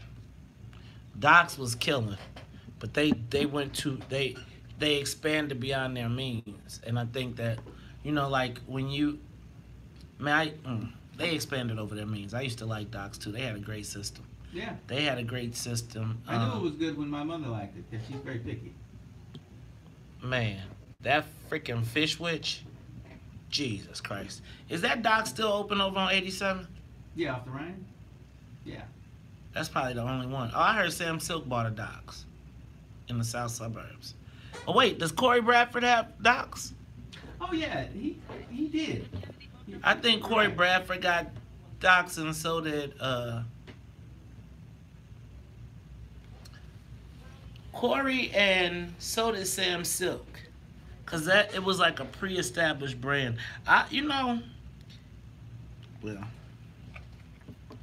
want to be the Don Cartagena. I want to rule marijuana. I want to start my own black cartel. But I think it really boils down to, if we don't start things in our own neighborhood, we're not gonna get it. Hit that door, Todd.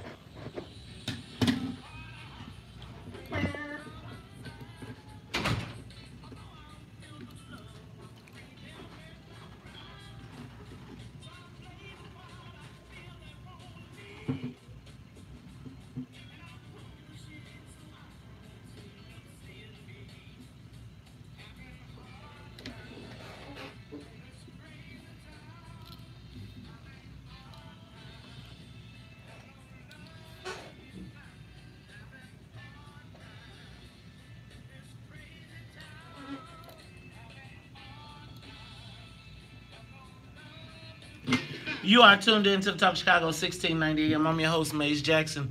My co-host, Todd Stroger. We in the building, Todd. When we move on, we're going to talk about Johnson Publishing declares bankruptcy. Yeah. Very sad. I want to move on to that, but I want to take this call first. Shawnee, you on the Talk Chicago 1690 AM. You had something you wanted to say about the Lincoln Yards vote. What's up? Well, okay, I understand how you sit there and you always ask what's in it for the black people, right? When are we going to start holding some of these black aldermen accountable? Honestly, you start to sit here and vote for a project that you know is going to exclude black people. You know that.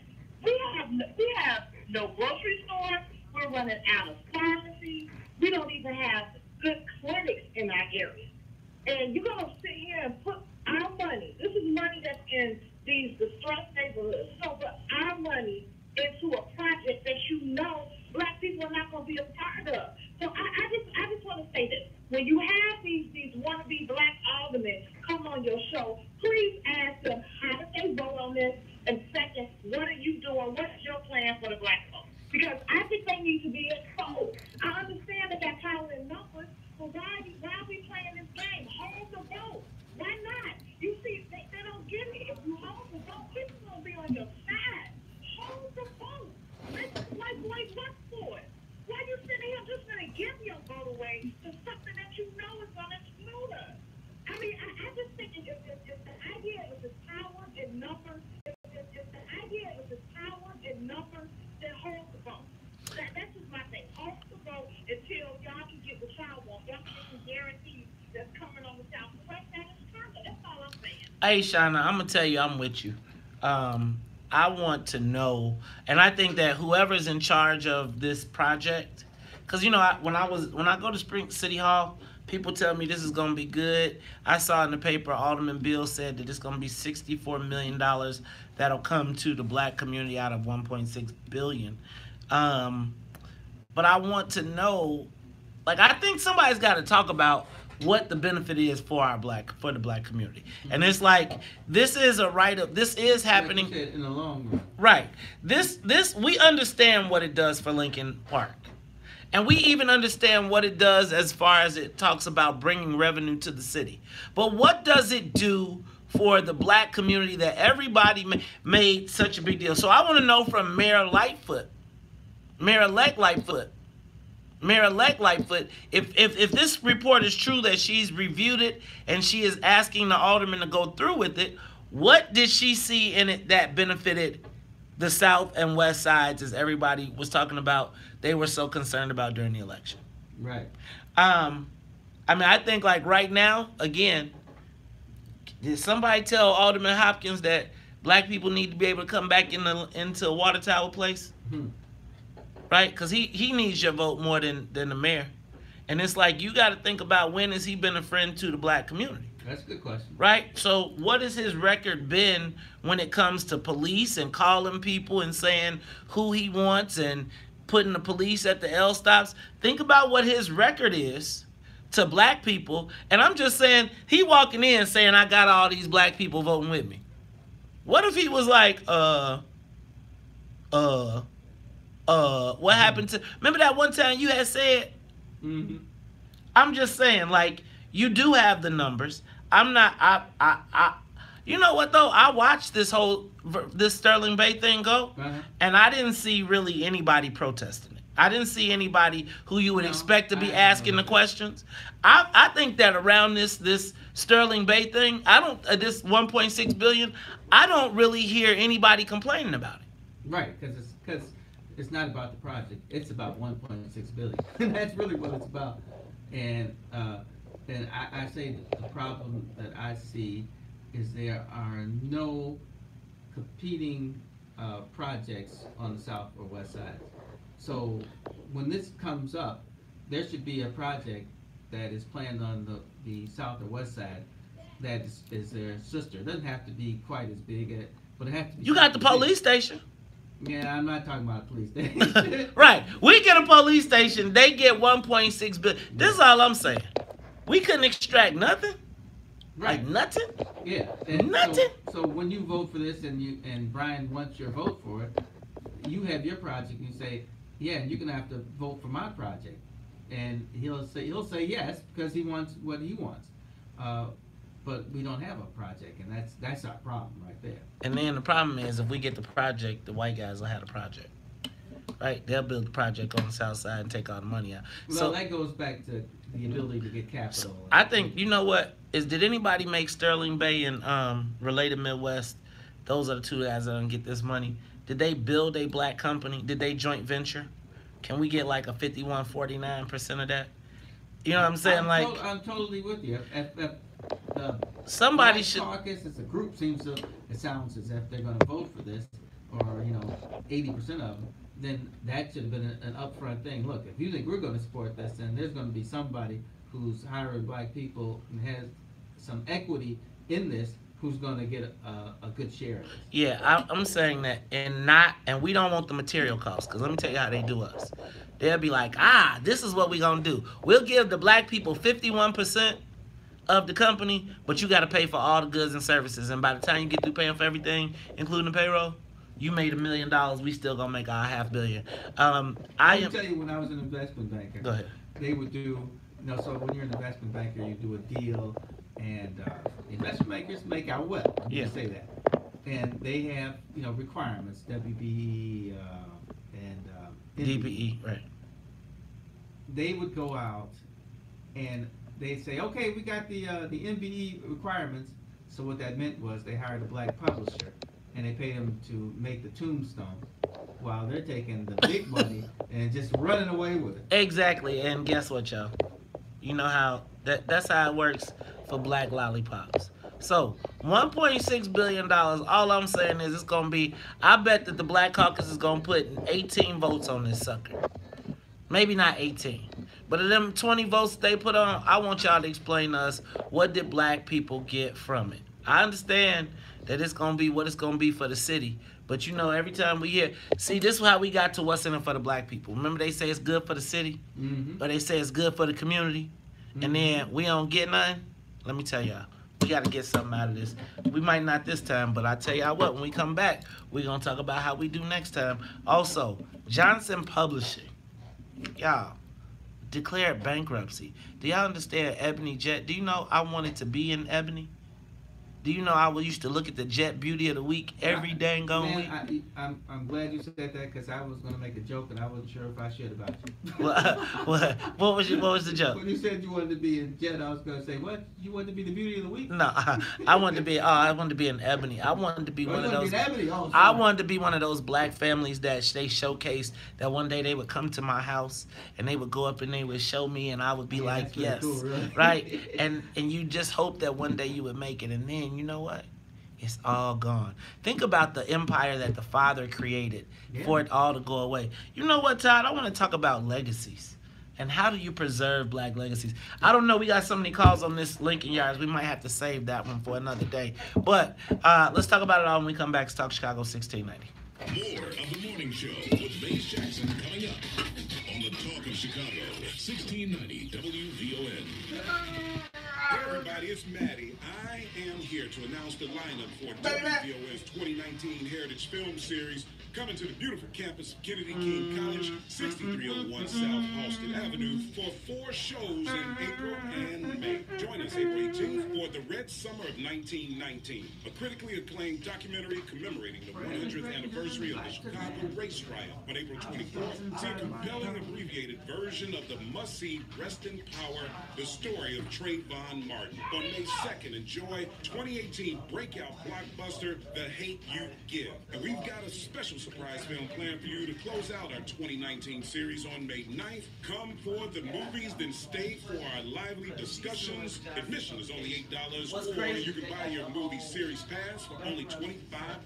Visit WVON.com for advanced tickets. Save Thursdays for WVON and join us for our 2019 Heritage Film Series, brought to you by our friends at the AIDS Healthcare Foundation and ComEd. It's time we had an uncomfortable conversation. A conversation about race, about crime, about politics, all about the things that divide us, so we can find the things that might unite us. That's what WVON's own Maze Jackson and Joe Walsh from AM 560 The Answer will do each week on their podcast on Uncomfortable Conversations. Check it out on WVON.com and catch Joe with Maze Thursday mornings at 8 a.m. right here on the Talk of Chicago, 1690 WVON. This traffic report is brought to you by Maaco. You might not be able to get a new car with your tax refund, but you can make your car feel like it's brand new. All it needs is a great paint job. Come into Maaco today and get your dream paint job during their tax season sales event. WVON traffic and weather now. As you make your way southbound along the road, expect a 20-minute trip from Hollywood to Monroe, 67th Street to Jackson, still just about 18 minutes. Ryan moving along at 35 from 95th Street downtown. Getting there on the Bishop Ford, slow moving 31 minutes from 80-94. Pretty much solid from 103rd all the way in. Tuskegee Airport, 20-minute trip from 80. The Stevenson, an hour still from I-355 to 42 a.m. 56-minute trip on the Eisenhower from Morgan to interchange. On the original. In the Kennedy, an hour from O'Hare to downtown, 30 in the express lanes as you make your way outbound from the Kennedy to the cloudy skies are a lot cooler than yesterday. Temperatures in the 30s, topping at 30. Tonight, expect the winds to kick up a bit. The cloudy skies with a low of 48. It's 36 in Malone, 36 in Midway, and 36 here at the Talk of Chicago. That's a little traffic. I'm Nancy on the Talk of Chicago, 1690 WVON. WVON lineup, chat room, blogs, photos, podcasts, and more on the World Wide Web at WVON.com.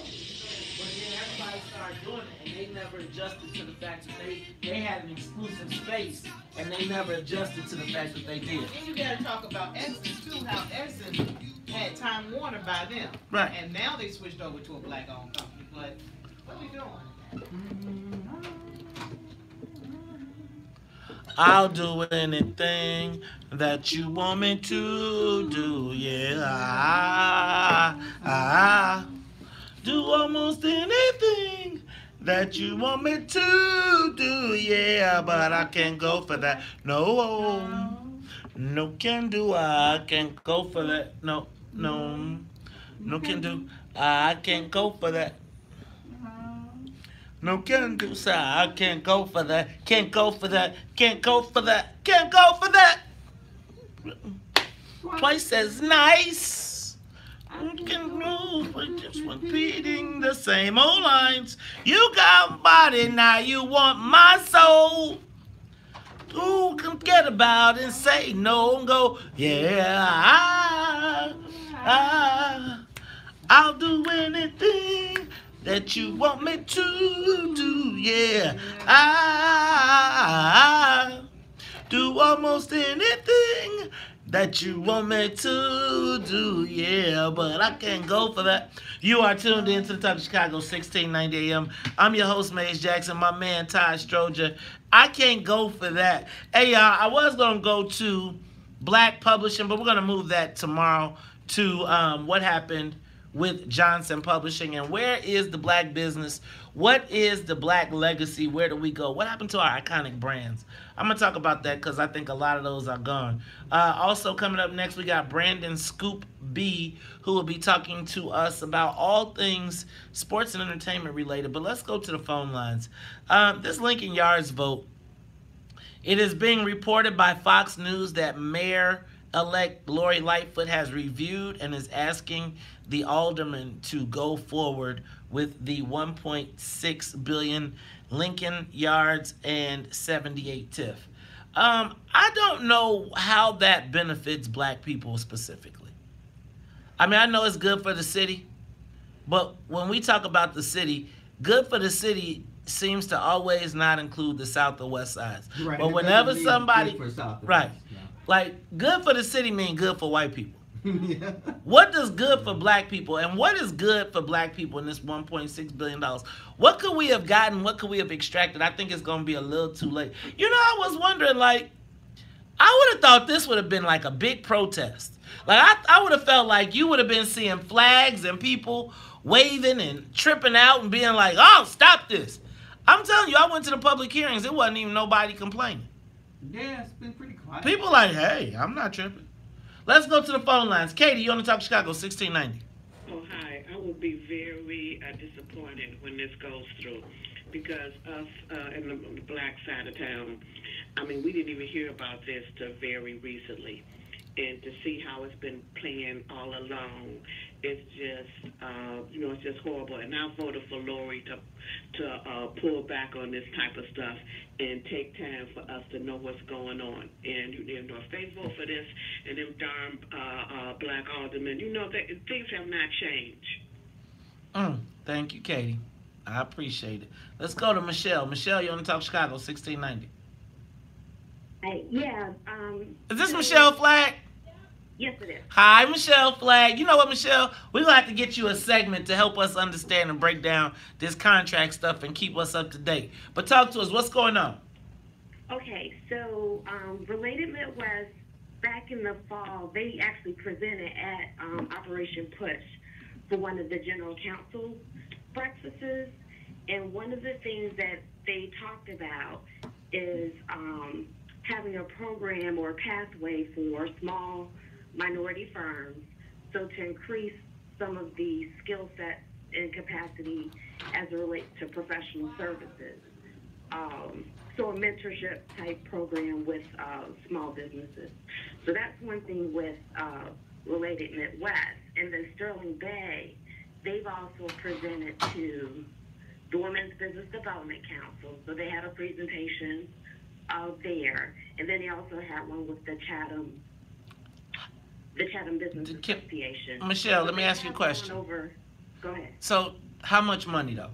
How much, at the end of the day, when they present it to all these people, what is the total contract value for all of those, for all these products? We're giving up $1.6 billion. What are we getting? Is it going to be somewhere proportionate to the participation of black people in the city? Right? Like.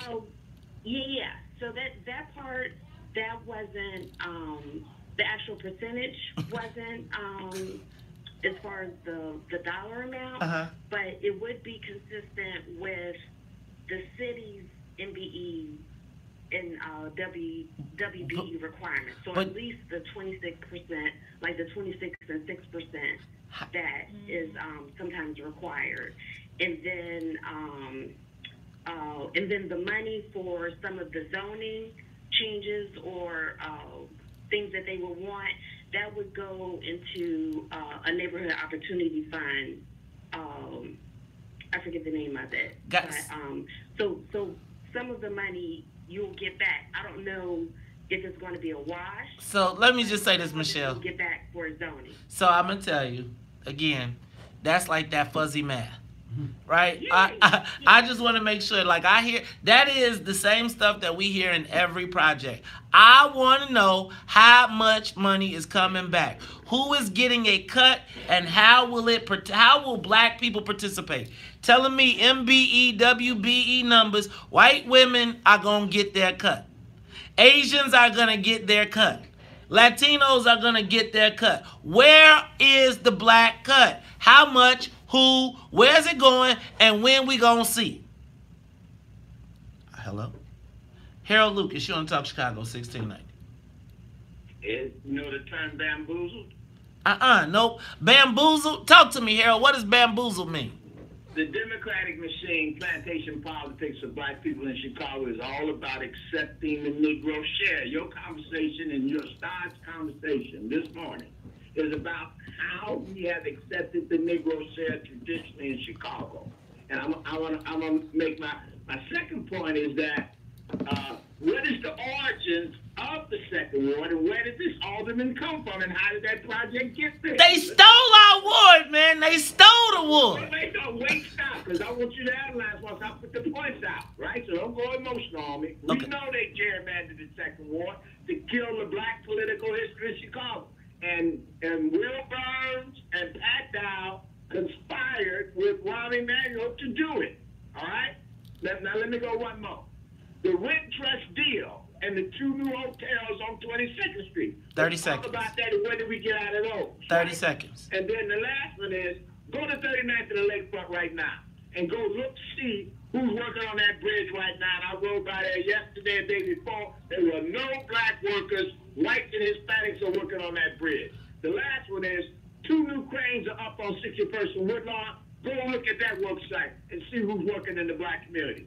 So, and then the ultimate is come on, go down to Johnson Publication and watch all them whites and Hispanics walking in and out of there, right? And then you ask me, where is the black wealth in Chicago, Mays Jackson? I don't know, but we got, you know what? It got stolen. They stole our birthright. It's the WVON Morning Show. Hey, y'all, when we come back, Brandon Scoop B. Robinson, he'll be in the studio. Hey, y'all, but I still want to know, where is our cut? What's in it for the black people? We'll be back after traffic, news, and the weather. The talk of Chicago and the voice of the nation.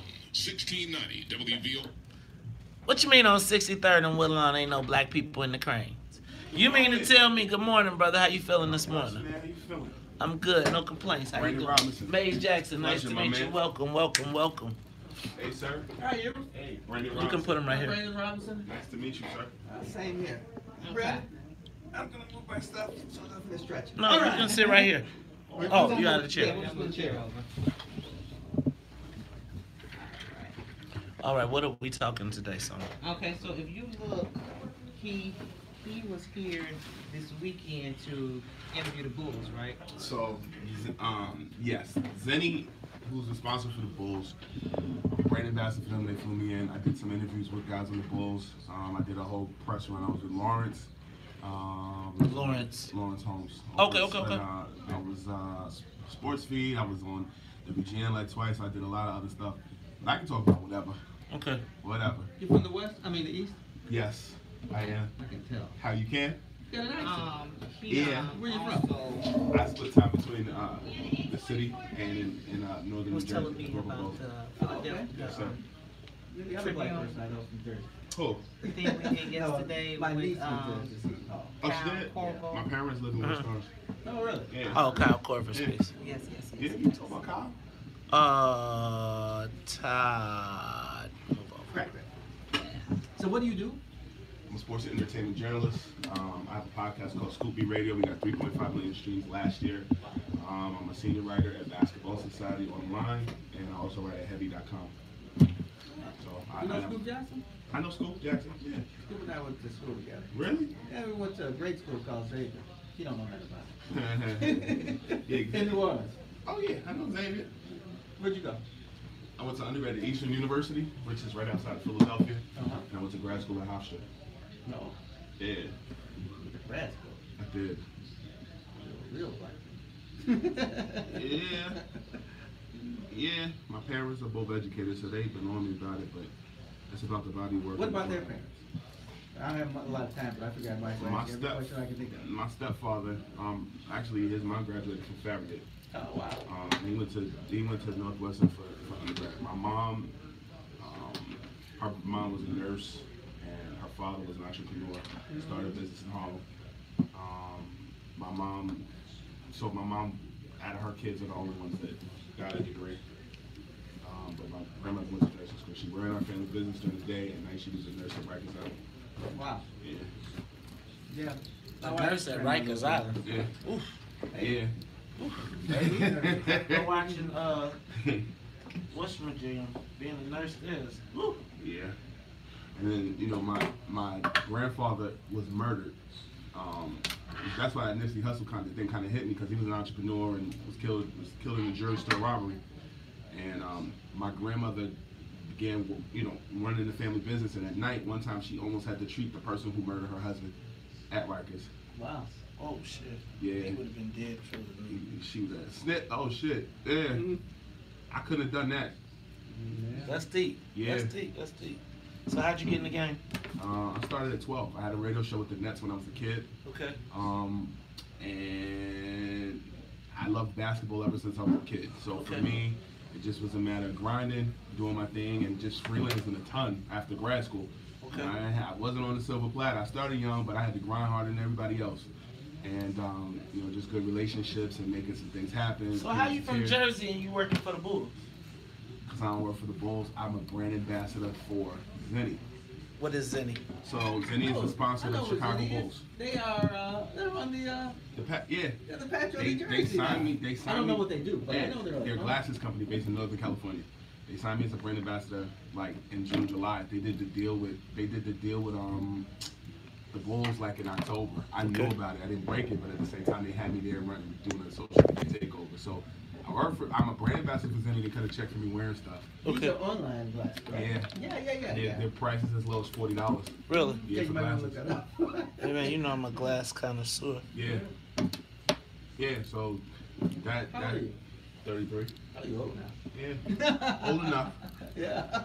Old enough. Yeah. Good. Okay. So, I don't know, we can talk Magic Johnson. You heard about that, right? I heard about that. Yeah. So whatever you want to talk. What do you think about that? The Lakers have been a soap opera all year, and well, if you're gonna get what's his name, you're gonna be a soap opera. LeBron James. Yeah. Yeah. I mean, but the thing that changed the Lakers this He's season. Victor Newman. Huh? You know Victor Newman? No. The Young and the Restless is a really popular. Oh my God. Yeah. I'm old, man. I'm supposed to know this kind of stuff. How old are you? 56. Okay, you're my parents' age. Don't say that. But black on black, so you straight. There you go. I There like you you go. more and more. You alright with me. You alright with me. Word, man. How's y'all morning going? Good. Very good. No complaints. Going fast, geez. You know what? 8 o'clock already. It is. Actually, I was dragging this morning. Word. I can tell. I was dragging this morning. I really. But you had This that weather. no, he had that thing last night. I had whiffable last night, and so many people showed, and it's like you expect it. It's like it's a combo of people who want to have a conversation about the show, as well as when you get them fired up to get ready to go do stuff. People got ideas, they want to talk, and so I try to make sure that I make enough time to talk to people. But it's like now it's 9:30. I'm not getting in the house until 9:30, and if I don't get in the house till 9:30, like I don't go to bed till 11 or 11:30, but I need to be able, right? I need to stop my mind, and my mind is always going, and so it's like last night when that I woke up this morning at 3:47, and I was just like, I'm gonna be tired today. Like I can feel it when I don't take my wine. I don't even have to be asleep, but I gotta wind down, cause it's like if I don't wind down, I'm just like, oh. And this weather doesn't help today. What? It's cold. It's dreary. It's cold. You leave out the house at 4 o'clock in the morning. Oh, it's gonna be cold regardless. Do the morning dew. Yes. Word. Actually, it was warmer than I thought it was gonna be. Did you grow up here? Yeah, I grew up here in Bolingbrook, which is a suburb. Nice.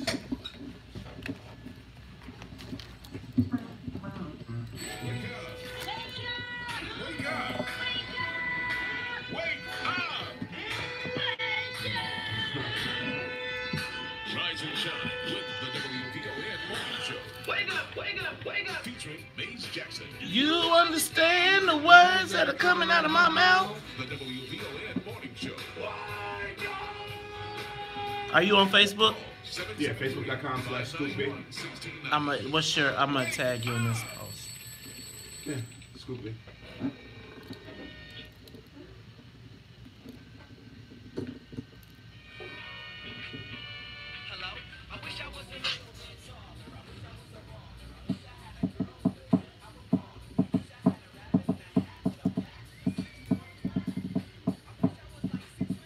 You on Facebook Live?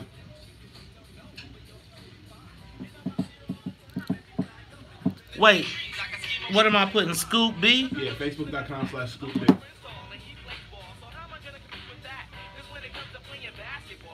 It's not coming up. Do at Scoop B. That should come. Oh, I mean, yeah, at Scoop B.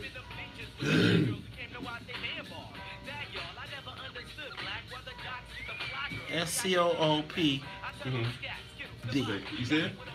I got Scoop Big Boy. Try Brandon Scoop B Robinson. It's verified. I don't know why he's doing that. Brandon.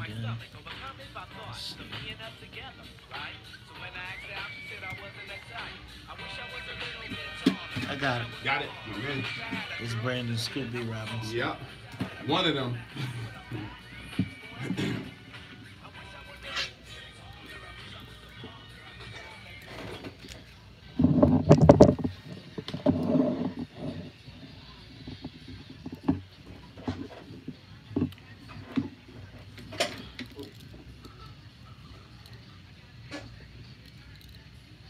You are tuned in to the Talk Chicago 1690 AM. I'm your host, Maze Jackson. Y'all know how we do at the top of the hour. Gotta say what's up to the WVON morning show team. What's up to my co-host, Todd Stroger, former Cook County Board President. Gotta say what's up to Annette Flournoy in the newsroom, as well as the Wonder Twins. That's right, Miss Sonia Tompkins and Sonia Escobar, the musical conductor of the Soul Plane. All right, y'all. Now, let me tell y'all what. Today, our aldermen are going to vote on a $1.6 billion TIF subsidy that will rebuild virtually a whole new community on the north side of Chicago. I still ain't got an answer to what's in it for the black people. We want to know, what do we get? What is our piece? What was negotiated?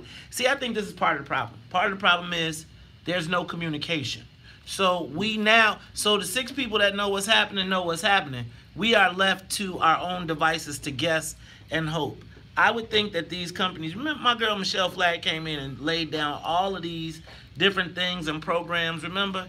And then she hit us with the MBE, WBE, and she hit us with the community and city of Chicago. And you know what that means for black people? Absolutely nothing. Nothing. I want to know what is the cut, what is the numbers. That's what I want to know. All right, y'all. Look, I'm going to move on. We're going to lighten it up a little bit because, you know, I will take y'all down the rabbit hole, and the next thing we know, we'll be somewhere outside mad. But do not forget, you need to sign up for What's in It for the Black People. 22828 WIFTBP, WIIFTBP. You can watch us on Facebook Live. You can also join us every first Tuesday of the month. Thanks for everybody that came out. All right, y'all. In studio. Man, there's so much going on in the sports world. You all know that the NBA is wrapping up. We saw the end of an era. I believe last night was the end of an era, or at least at Miami Heat. D. Wade, Chicago's own D. Wade, is calling it quits. Finally, I thought it was pretty awesome that he came back to Chicago and played for at least 1 year. I don't know if we fully appreciated it, but I do think it was pretty dope. I don't know if you all saw yesterday, Magic Johnson has resigned as the head of the president of basketball operations at the Lakers. The Bulls wrap up their season tonight, I believe, in Philadelphia. They are now in 4th place for the Zion Williamson,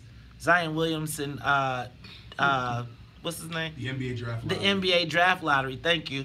So there's so much going on. Wait, you got Dirk Nowitzki. Who? Dirk Nowitzki. Hey, man, this WVON, man. Dirk Nowitzki got 3 million white channels to worry about. See you, Dirk. Holla back. He got a black white, though. Huh? Basketball is black. He know us. Yeah, you don't know. He's pretty. Y'all getting ready to give him a black pass? What y'all about to do? Well, no, he's pretty open. He's not your ordinary white man. You know what? If you are in the NBA, you are oddly enough probably not your ordinary black man, because hopefully you have faced a bunch of the discrimination that we have faced over years. I keep thinking about Glory Road. But look, y'all, I'm doing all the talking. But we have in studio with us, and I'm going to tell y'all, we should be pretty excited I'm pretty excited to talk to this brother. He has been the guy that has been breaking news stories in the sports arena around the country. He's here sitting with us today just to talk us up, bring us up to speed on basketball, everything basketball related. If you guys got any questions, I'll also take your calls, 312-374-8130. Now, y'all know this is not a sports station, but y'all know black folks love basketball. And you know what? I do. I played Sunday and my leg still hurt. You see, Todd, it's so funny to me because you are, what you like, 5'3"? Ooh. No, go ahead. Say it. No, I'm not 5'3". I'm 5'4". No, and I'm 5'6". You got you. And 3/4. And 3/4. I did that too. I used to do that too. All right, check this out. But sitting next to you, Todd, is my man Brandon Scoop B. Robinson. And you know what? He's got to be at least 6'1". He got to be at least 6'1". But you know what?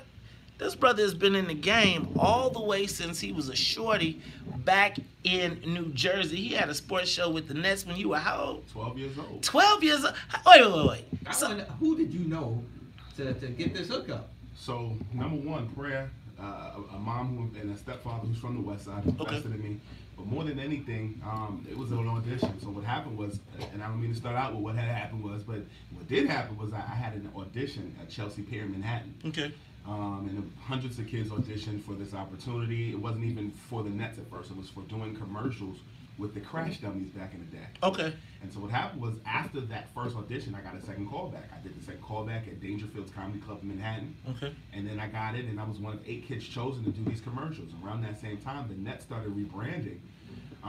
New logo, a bunch of other stuff. So this is like 97. And they said, do you have anybody that's really knows basketball? Good, right? They were rebuilding. They had John Calipari, who was the head coach. Yeah. I remember that. Sam Cassell, Jason Williams, Keith Van Horn. What happened was literally I was thrust into that position, and I did it for 2 years, and it was great. So let me say what's pretty cool is that, you know, when we hear these stories about basketball, and I'm going to make sure I tell my son about this, they always want to play. Right? They always want to be on the game, but this is an example of what happens around or surrounding. There are so many careers that are surrounding the industry. Sure. But let's back up, because I want you to tell people a little bit about yourself. Tell us who you work for, what you do, and then some of the bigger stories that you've broken, because you've broken some big ones, man. Yeah, you're not 12 anymore. No, Right. I'm 33. You're still a baby in our book, but it's all good. I'll take that. So I'm Brendan Scoopy Robinson, host of the Scoopy Radio podcast, 3.5 million streams last year, independently produced. We had anybody from the voice of Siri, DJ Khaled, Mark Cuban, Jamal Crawford of the Phoenix Suns, who scored 51 points last night. A myriad of other people. I can go on in the day. I'm also the senior writer at Basketball Society Online, and also a contributor to Heavy.com. Got it. So man, you are a jack of all trades, man. But you are here. You've been here in Chicago for the last few days. What brought you to Chicago? Well, Zenny is the official sponsor of the Chicago Bulls, and I actually signed with them as a brand ambassador back in like June or July. This was before they made the announcement with the Bulls. And basically, I'm out here on the press run. I've been on everybody's show the last few days. I literally did like 4 interviews yesterday, like 4 the day before on all networks, and literally have just been talking about Zenny. You can get glasses there for as little as $40. And the good thing about it is, the trick story is I actually don't wear glasses. You don't? I don't. So I'll tell you a story. So for me, I stay up late on deadline a lot, doing different things, and I don't sleep. So I wear these glasses to kind of deter from the bags for under my eyes. That's a good idea for me. But look, everybody in my family wears glasses except for my wife. Really? Yes. That means I got good vision. Well, look at this. I'm still 20/30. Well, those are some fresh glasses. Thank you, brother. But let me talk to you about this. Let me ask you, what would you say is the biggest story that you have broken in your career? Where Kevin Durant is going to go during the offseason this summer. Where's Kevin Durant going? I'm going on record and have been consistent in the Los Angeles Lakers. Really? What? No way. Is he going to do it again? Is he going to really? I think it would make sense. You might as well keep moving. But my question would be, so Kevin Durant goes to the Lakers to join LeBron James, and he still stays in LeBron James' shadow. If you watched Dwayne Wade yesterday, it was his last home game in Miami. They'll wrap up, I think, tonight or tomorrow in Brooklyn. One thing that Dwayne Wade has done is reinvent himself, and he's played with viable teammates. He did it in 06 with Shaq. He did it with Bosh and LeBron himself. Right. LeBron had a groin injury this season, and he's getting older. Not taking anything away from him. He'll be able to rest. He's not going to the playoffs.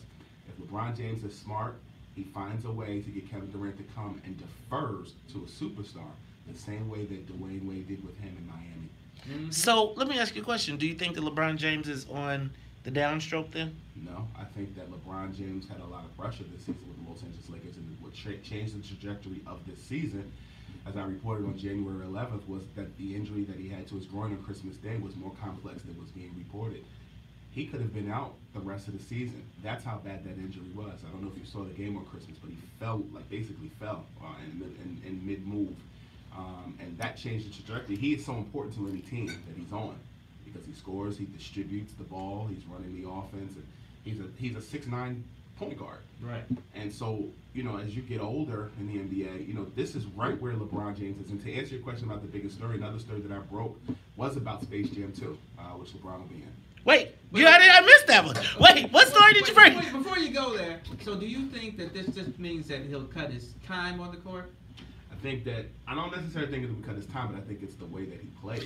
Yeah, I think everything goes through He'll LeBron. change the way he plays on the court. Yes. Oh, okay. He's going to have to, because he's getting older. And at the same time, I think, you look at Jordan when he came back the second time when he came out of retirement, he developed that fadeaway.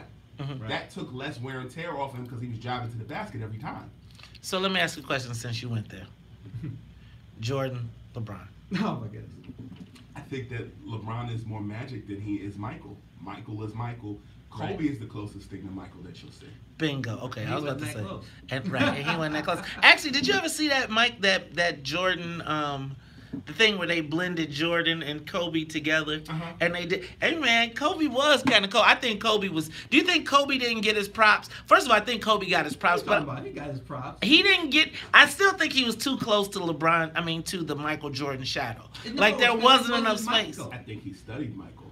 Yeah. I think you know, we're probably all hip hop heads in here. When you look at guys who took something from this person, took something from that. You look at Jay-Z. Jay-Z took stuff from Big Daddy Kane. He took stuff from his mentor Jazzo, and he created his own style.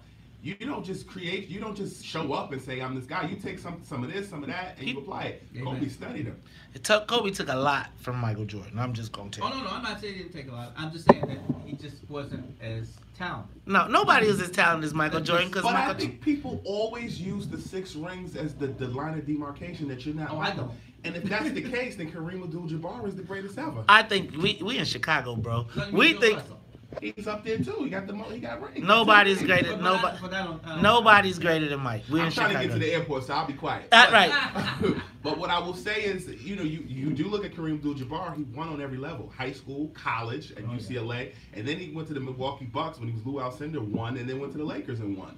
Yeah, I hear you. You ain't Michael Jordan. Like it's Michael Jordan, man. I lived through it. I was here. Right. You had to be here to see that.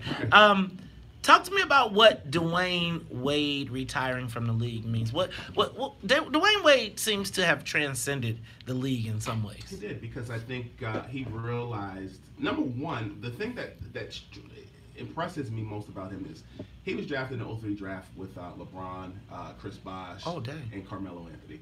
And you forgot Kirk Heinrich. Kirk Heinrich as well. That's who we got. Great. Go Bulls. And what I'll say is, what stands out, Chris Humphries was drafted in that draft too. But what I'll say is, he wasn't as highly heralded as some of those other guys. You know, Carmelo was coming off a national championship with Syracuse. Wade came out of Marquette. Right. And people barely paid attention to Marquette. Well, yeah. And then what happened was, in the playoffs in 04, he showed out. And the world became familiar, and they were just saying how good this team was going to be. They had Lamar Odom, they had Caron Butler, some of those other guys on that team. And he worked. I talked to Quentin Richardson, a Chicago native. Shout out to Q. What up, boy? On the Scoopy Radio podcast, along with Darius Miles, and he said, no disrespect to Michael, no disrespect to Kobe. He said, but Dwayne Wade had to work a lot harder to get on their level than some of those other guys because he was the underdog. Right. So I think for me, I like Dwayne Wade, and I think he's impactful because A, he was the underdog, B, he reinvented himself multiple times, and he realized brand. He married well. I told Gabrielle she had to step out because I was waiting on Carrie, because Carrie was gonna be kick it to the car. There you go. But yeah, I think he reinvented himself multiple times. Talk to me about the role of hip hop and basketball and what the merging of the two cultures. I only got 2 minutes. This conversation was actually way better than I anticipated. We're going to have to figure out how to get you on my podcast. Look at Nipsey Hussle. Look at the impact he had on the NBA. And I think at the end of the day, it's always been there. I think social media amplifies it even more, but it's always been there. Allen Iverson, the convergence between hip-hop and basketball, it's always been there. Man, and let me ask... What basketball player doesn't want to be a rapper, right? Yeah. Right, and you saw, look, Shaq had an album. Who will be... will there be a black owner Will there be another black owner besides Mike? It's hard, and I'll tell you this briefly. Michael wanted to, at one point, be the owner of the Bulls, and it wasn't going down like that. Bob Johnson had to open that door for him, and the Wizards didn't even want him there. He had to. That's why he went to the Wizards to play. He thought that would get him an ownership stake. I'm told. Right. And right. so, you know, him I remember being that. with the Charlotte Hornets, I think, is a step, but we got to do more collective of owning, and it's just another club that we're not invited to that table, unfortunately. Last one. Are the players nowadays taking more control? Do you see the players in the future being able to control their destiny more? LeBron James does it already, and it's a trickle-down effect. He took his talents to South Beach, and everybody uses different ways to announce where they're going. You have the Players Tribune, as you saw Kyle Korver, who did what he did the other day. Guys are in control of their brand because of social media. Hey, y'all. Brandon's... dang it. I'm going to squeeze this one in. Real quick, talk to me about social media and the role of social media in athletes and the media. It starts with what I said. I think guys don't need a media person in order to get their stuff told, which is why people like myself who look like them have the ability to build relationships so that you can get there. But at the same time, they control their narrative. How did you get through all of the NBA, all the press and all that to actually become one of the guys that they trust? Prayer. Man, dag nabbit. Well, let me tell y'all what. With that in mind, we got to wrap it up. Check it out. You know what? God gonna bless you real good, because he's blessed you. Now, y'all, let me tell y'all what. That is Brandon Scoop B. Robinson. Brandon, tell people how they can find you. Scoop B Radio. Subscribe on Apple Podcasts, Google Play, TuneIn app, Stitch app. Make sure to follow me on Instagram, Scoop_B, Snapchat, Scoop_B. Follow me on Twitter @ScoopB. Hey, Scoop B, I got to get on that podcast. Look, it's Talk Chicago. Got to say to everybody here for Annette Flournoy in the newsroom, for the Wonder Twins, Sonia Escobar and Sonia Tompkins, for my co-host Todd Stroger and my man Scoop B, I am the host of the WVON Morning Show. And if you don't like it, you can still tell them May said. We out of here. Peace. Hey, like Mike. I could be like Mike. That was an awesome interview. And I need you to be our go-to person. When Maze wants to talk about sports, I need to be able to call you and say, hey. You have my number? I do not. Get me his number, too. I need your information. Okay. You got my number. Yeah. Oh, so I'm going to lock that in. Yes. Okay, cool. Yes. All right. So, yeah. So, when we need to talk to you. That was, man, I was not here. Put your number now. I thought that turned out really well. Needed a whole lot I could have done more. Man, I had a lot more. I was getting super engaged. All right, y'all. It's we out of here. Scoop, tell people how they can find you. You are on social media. You got about 200 people. Hey, what's up, y'all? Brandon Scoop B. Robinson here. Make sure to follow me on Twitter @ScoopB, Instagram and Snapchat @Scoop_B. Gotta put that underscore in between.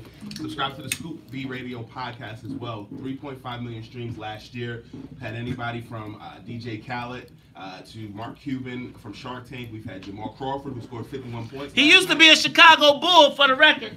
Well, yes, he did. Yes, he did. So we've had everybody. And would love for your support. Would love for you to subscribe. And thanks for having me, man. I appreciate you. Hey, man, we appreciate you coming, man. Yes, I was going, you know what? I was like, who is this? And he walked in, and I was like, that ain't Scoop. We was talking about Scoop Jackson. Well, you know, but you know what? We got, let me tell y'all what, it's space in the universe for everybody. And I'm going to tell you, if I know Scoop right, then Scoop is always supporting the next generation as well. Yes, so we got to just make sure we build and grow. Brother, I'm going to tell you, that was great, and I do think that we definitely need to follow back up with you on the sports side. I'm here. You got to open your screen again, because I was putting in my number.